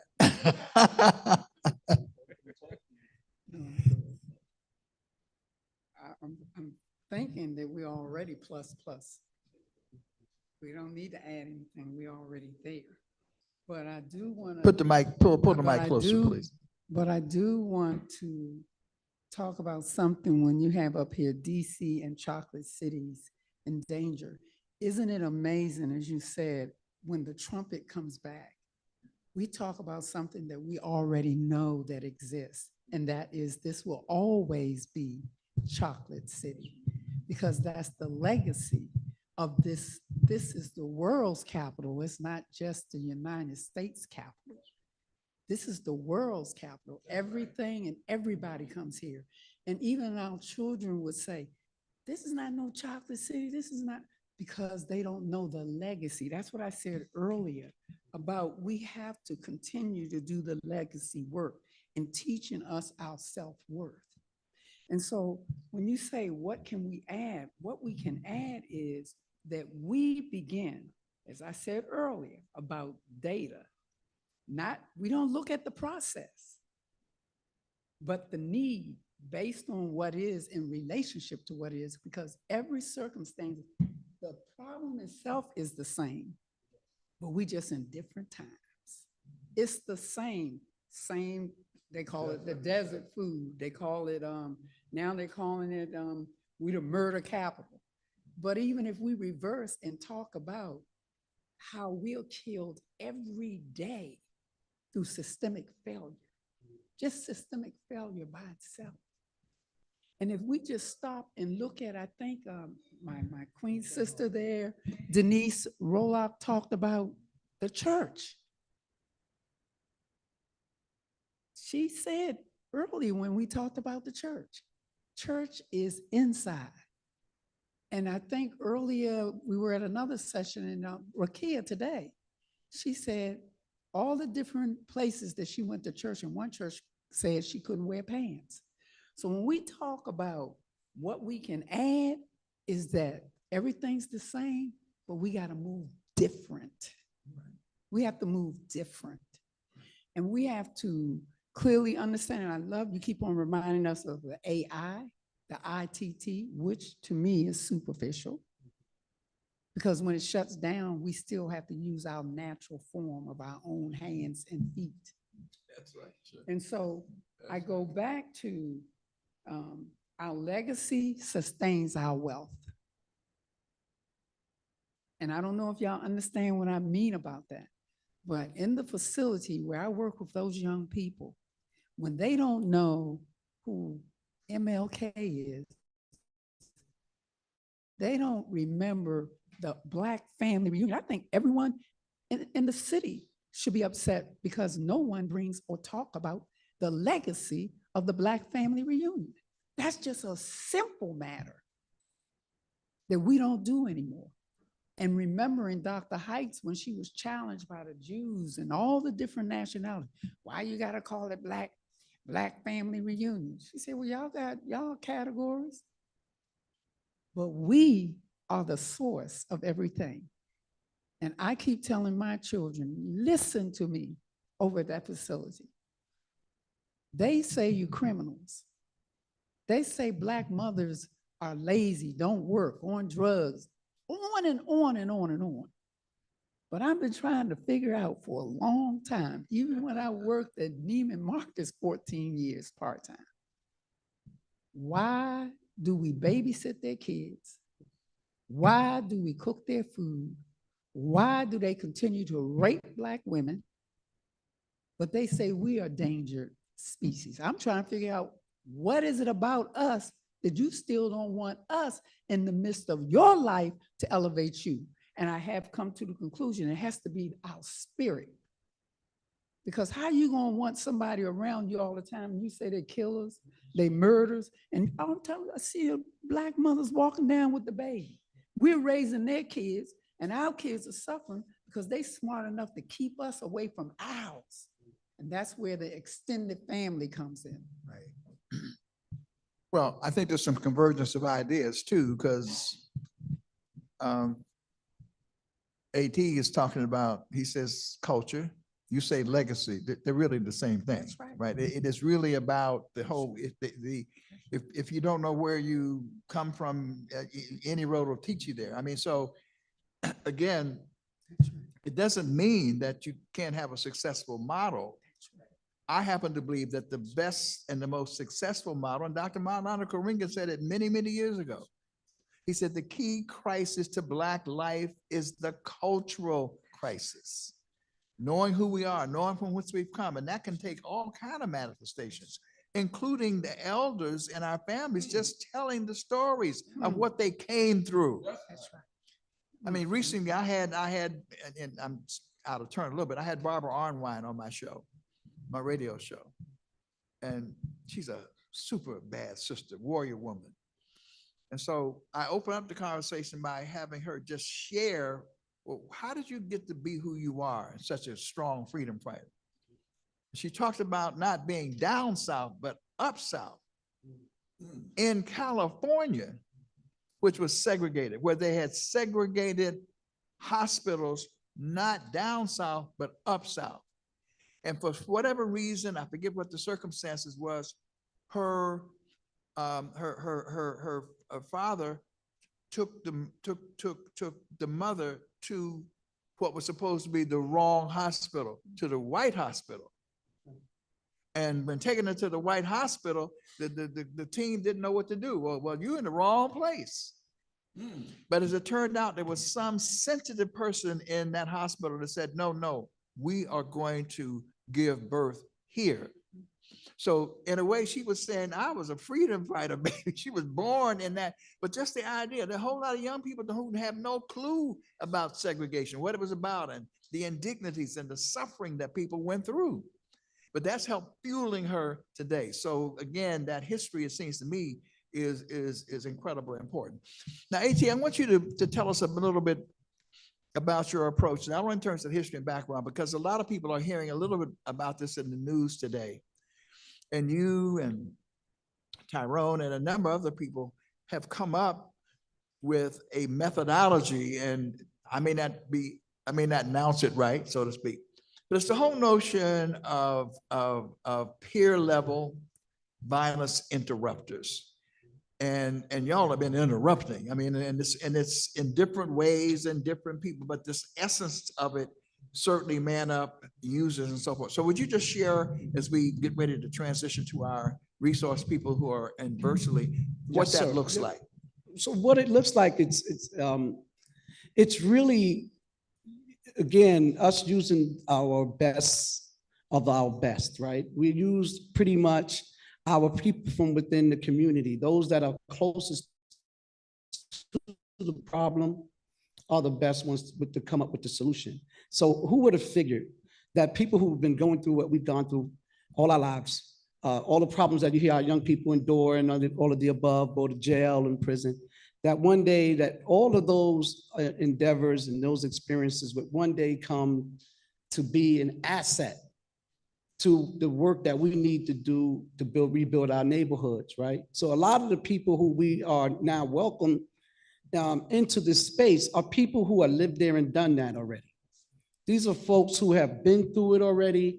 They've experienced some of the worst of the trauma that we've endured, and they can now they can be the ones that we train them and we really incentivize them as an opportunity to use them as what we call credible messengers.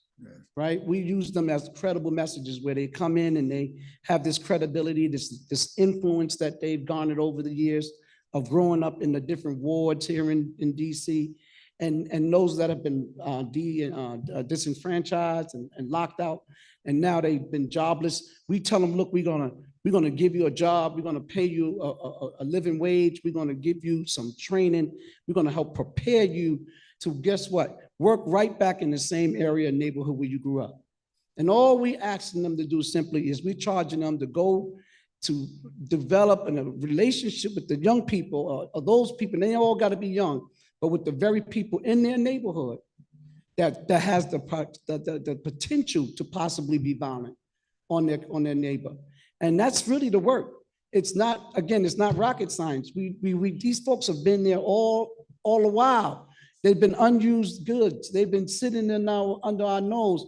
We've been looking for the hills for our mercy versus they have been already in amongst us. These are our sons and our daughters. These are our children. These are our grandchildren. And these are the ones who we now have an opportunity to welcome into this space and give them some pride, and the pride that they have for their cities and for their neighborhoods to help us keep it safe and to help keep us healthy.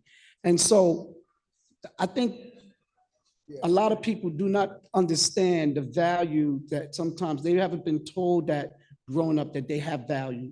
But now we're beginning to see the results of this renewed, revalued population of people who are now can go back into their own areas of their communities and be stakeholders. They're investing in their communities, they're keeping it safe, they're keeping it clean.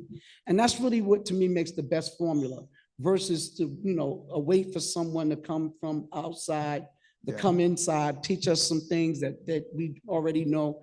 This is the best formula. It's really not complicated, like sort of arithmetic or algorithm. It is a simple using the crop, the cream of the crop, the people who you probably walk by every single day, getting those people involved in helping us to keep our communities safe and keeping our communities healthy. That's what this work that we've been doing now, and it's been working.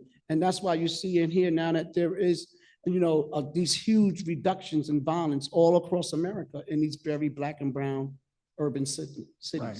And I guess the key there is because I heard somebody in Chicago, they're talking about they're gonna go to Chicago, and the brother said, well, we've been successful. Why don't you just restore the money you just cut off? That's right, refuel. Because it takes resources to do that. Yes, sir. Now, one of the challenges we have to face also is begin to tap our own resources, but we don't have the enormity of resources to do this. Besides, we pay taxes. Yes, sir. This is the obligation of the government, is to public safety, but we're saying there's a way in which we need to do that public safety. Well, let's give this panel a big round of applause. Thank you. I also want to have Tyrone just introduce the new executive director for the Alliance. Just give a shout out. Terrence Staley, who is our new executive director of the Alliance of Concernment. Will you stand, Terrence? Extraordinary young brother. My last statement to that is that we have a component called the Sankofa Elders Council, where we are tapping the elders to be able to become resource spaces to some of the departments in the District of Columbia. We're advising them on policies, procedures, how to train staff to be able not to forget the elders aspects of foundation to this great work. And Terrence Staley is the example of passing the torch for the greater good. Thank you. Okay. All right, now moving right along, what we want to do is to, and Louis, you have to help me out a little bit here. We want to see whether there are persons within our resource network. And let me just re-describe what it is that we have going here. Because what we're working on is the cross-fertilization. We are the leaders we've been looking for. And we are our own best teachers. And what Brother A.T. talked about is the asset model as opposed to the deficit model. Instead of looking at our community as being broke and moneyless and powerless and without resources. If you flip that, it's called the asset model. We have assets. Everyone in this audience is an asset because everybody, as AT said, everybody here has something they can contribute. So what we're doing though with IBW, our approach is to cross-pollinate, to bring people together to share with each other. Again, maybe in different organizations and so forth, but not asking people to leave their organizations, but to share collaboratively so we can get the absolute best. So I now want to see whether or not we have any persons in our resource network who've joined who would like to make a contribution, like to comment on anything they've seen. We have a few minutes for that process. So I'm going to call on our webmaster or Louis Romain, our special assistant for protocol and outreach, to see whether or not we have anyone who's put up there. We have no one who's put up so far. All right, we don't have anyone who's wanting to contribute. All right, so having said that, because we wanted to make that opportunity for those who were virtual, we want to first of all thank everybody who's come, and I want to invite Ron Hampton. Ron Hampton, if you would reapproach the stage, please. Are you here? All right. And we want to thank WPFW. Let's give WPFW a big round of applause. WPFW. We can't say that WPFW didn't advertise it because every time they tell me they was hearing this man's voice all the time, advertising and promoting this event, right? So the promotion was there. Hazel Trice-Etney with the Trice-Etney wire service certainly put it out in large numbers. We had hoped to have and we were glad that those who came out came. But we certainly publicized it with the opportunity for you to be here in present. So I'm going to turn this over now to Ron Hampton for his concluding remarks, and then I'll kind of close this out. Thank you very much. Thank you all very much for this afternoon. I can't do that. And the light is in my eyes. Thank you all very much for your participation. There are several things that have been mentioned this afternoon that really tugged at my heart. And let me just mention a couple of them. Tyrone, I've had the pleasure, Tyrone and I grew up in the same community, and I've had the honor and pleasure of working with Tyrone. When the Alliance of Concerned Men was working in Bennett Heights, at that time they called it Simple City, and was a very negative connotation. The young people, it was violence out there. And as Tyrone mentioned, the murder rate in the city was well over 400. And working with the Alliance of Concerned Men and the brothers and sisters that were out there on the street at the level where the rubber meets the road, the real community, they were able to reduce it from over 400 down to 88. And they never really got the credit about the work they put in and the way they put in as equally the situation that was up at 6th and 7th and P and O Street with the young people who were involved in the violence, and the fact that they were able to negotiate a truce, and that the young people up there was very clear about what it was that they needed and wanted, as well as what it would address during that particular time. They've been able to put it in. Here in the district, we've been fortunate. About 2 years before COVID, we were able to secure a small grant from the Office of Victim Services. And at that time, we had worked out a project where we went up on Atlantic Street, up in Highland, and we had community meetings, pulled people together, and had community meetings and talked about this thing that Dr. Daniels talked about, reducing the footprint. That's what we called it. And it consisted of some academic work as well as some research, but it also consisted of people on the ground working in the community, organizing. And again, we had the honor and pleasure working with Tyrone Parker and the Alliance of Concerned Men, because they were the ones that was on the ground. We had secured an agreement from the National Association of Black Social Workers and Black Psychologists to work with us to address the issue. I don't know if if Dr. Daines would allow me, one of the things, and there's an example that I want to share with you all. There was a time in our city and across the country where when people wanted the police, they didn't call 911. But what has happened as a result of an aggressive, this was 20, 30 years ago, as a result of an aggressive campaign to sell and market the idea of a three-digit number that residents like you all could call to call the police. The resources that went into that campaign was just unmentionable. But as a result of that, if you ask a person how to get in touch with the police, you would say 911. That wasn't the case prior to, but now it is. The other example that I use is, does anyone know the number that they also marketed? Because what they found out in that experiment was that over 80% of the calls that went into 911 were not what? They were not emergencies. So in an attempt to download the non-emergency calls off of 911 so they could focus on the emergency call, what did they create?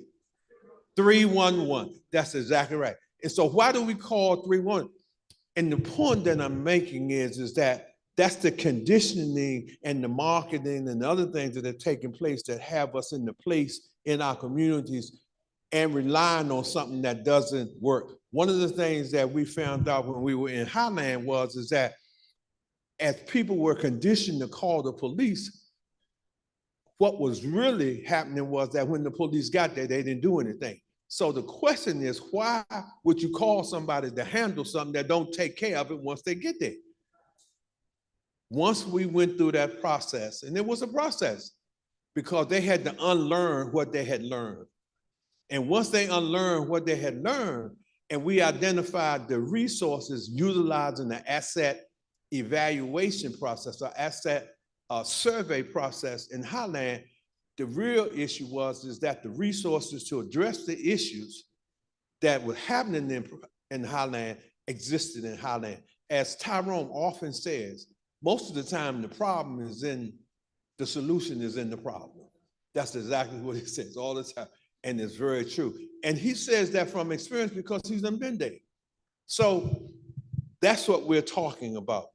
We have the background, we have the heart, the mind, the energy, and we're looking for places that we can do that. And of course, Washington is going to be, DC is going to be one of those places, because the chocolate city, even though we're in a different era in Washington, to me, it's still the chocolate city. I was born and raised here, and I only rotate in those areas where it's the chocolate city, because since I'm not white, I don't go to those areas.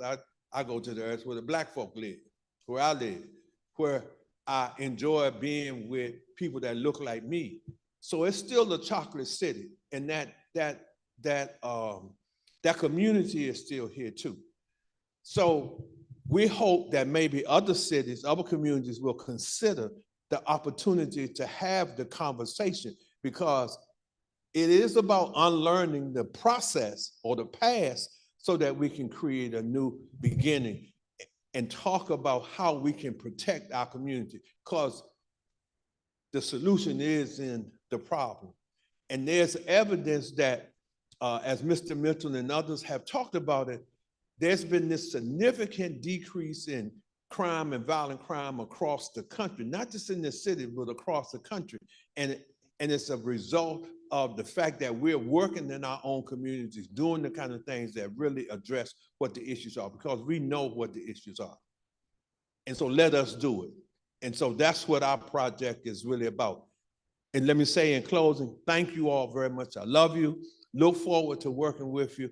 And I'm going to turn it over to Dr. Daniels. All right. Let's give it up for Ron Hampton. Let's give it up for Ron Hampton.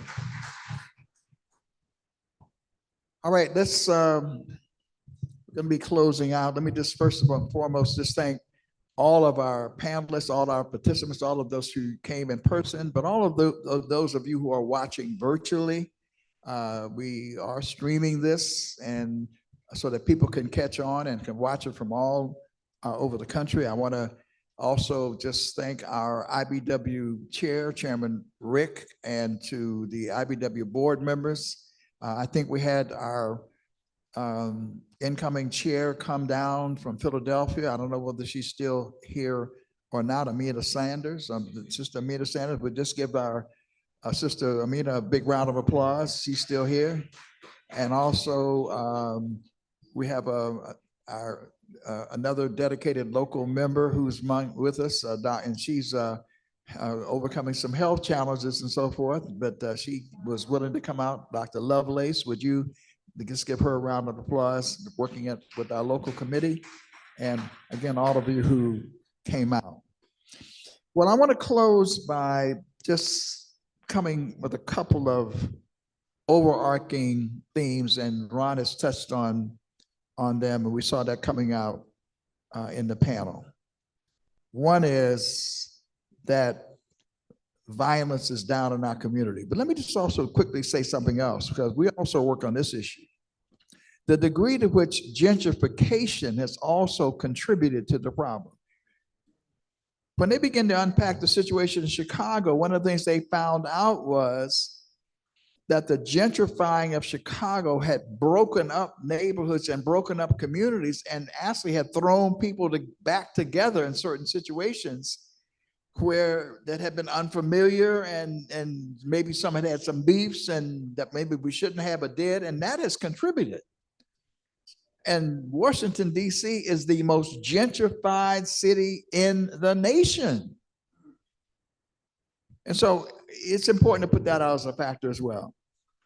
But I just want to just say this. Number one, overwhelmingly, the discussion, crime and violence is down. But as Bethany Young put it, she said, and we should all say that 80 murders, whatever, is too much. And so we want to work to build it down. And when people feel unsafe, we want to find ways to overcome that. And that's very important. But I got to go back to what Pastor Mike said in terms of the methodology. He said, if you got a toothache, you want to remove the tooth that's hurting. And then he stopped. He said, oh, we don't want to remove it. First of all, he said, you don't remove all the teeth just because you got a bad tooth. And he said, even if you have a bad tooth, he said, the first effort should be to what? Save the tooth. You want to save the tooth, right? And see, can you convert the tooth and make it but you certainly don't want to just take all the teeth out and attack the whole community. And the point is that in most communities, there is now a methodology of knowing who is likely, where it's being emanating from and so forth, and to zero in. But the question is, how do you do that? And it's not with stormtroopers and ICE agents and coming in, to occupy. That is not the solution. And finally, over and over again, the fact that we are our own best resources was also brought front and center. And so the bottom line, and I just want to reemphasize what Ron said again, is we have assembled a group of resource persons from around the country, some of whom may have been viewing and maybe did not choose to contribute. But we're going to be meeting soon to continue to talk about how we strengthen the collaboration and the sharing of information. Because that's who we are as IBW. We had that sign over it that says we cultivate a culture of collaboration to heal and empower Black families, communities, and nations. Collaboration is the key. Not working in silos, but working together. That's in our DNA. That's our mantra, if you will. So you can look forward to that. That's what we're about. And indeed, we want to find ways across the country, but certainly beginning here in DC, having what they used to call pilots or proof demonstration of concept or whatever, because we know it works. We want to find some communities where we can actually then demonstrate how it's working in terms of all the collective wisdom and knowledge that has been pulled together. So give yourselves a big round of applause for coming, right?